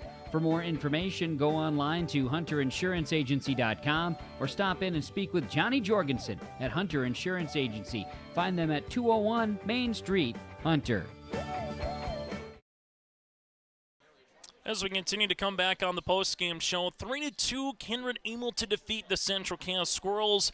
And we'll hear from the head coach, Scott Milbrandt, here in a second. Then we'll sign off one final time on our post-game show as this one goes final today here in Kindred, 3-2, where you can put this one again into the record books. You can put this one into an instant classic. Either way, I know some baseball fans probably would like Game 2 tomorrow, but from a Kindred perspective, you don't have to worry about that. You can enjoy, watch some other region tournaments make their way through and see who's going to make its way to the state tournament here in Jamestown, as well as we turn our attention now to Scott Milbrandt, the head coach for the Kindred Vikings, popping on the headsets.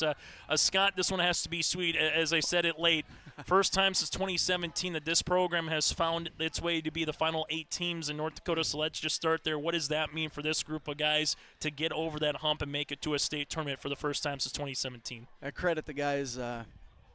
We knew we had something special this year and good character kids. And they work hard every day. They come ready to go, and they deserve this one. Are you a little cold after a little Gatorade bath right there here, Scott? Yeah, I got duped. Just take us through this game, right? I mean, Josh Amaris was up here saying a game like this, it's a razor's margin. You're not sure the extra any feet or a stolen base or an error, what's going to happen. So Brody hits one out of here, right? I mean, another home run, his third of the tournament. It's 2-1. What's the message to the guys in that dugout with 3 outs, 1 run down in the bottom of the 7th inning?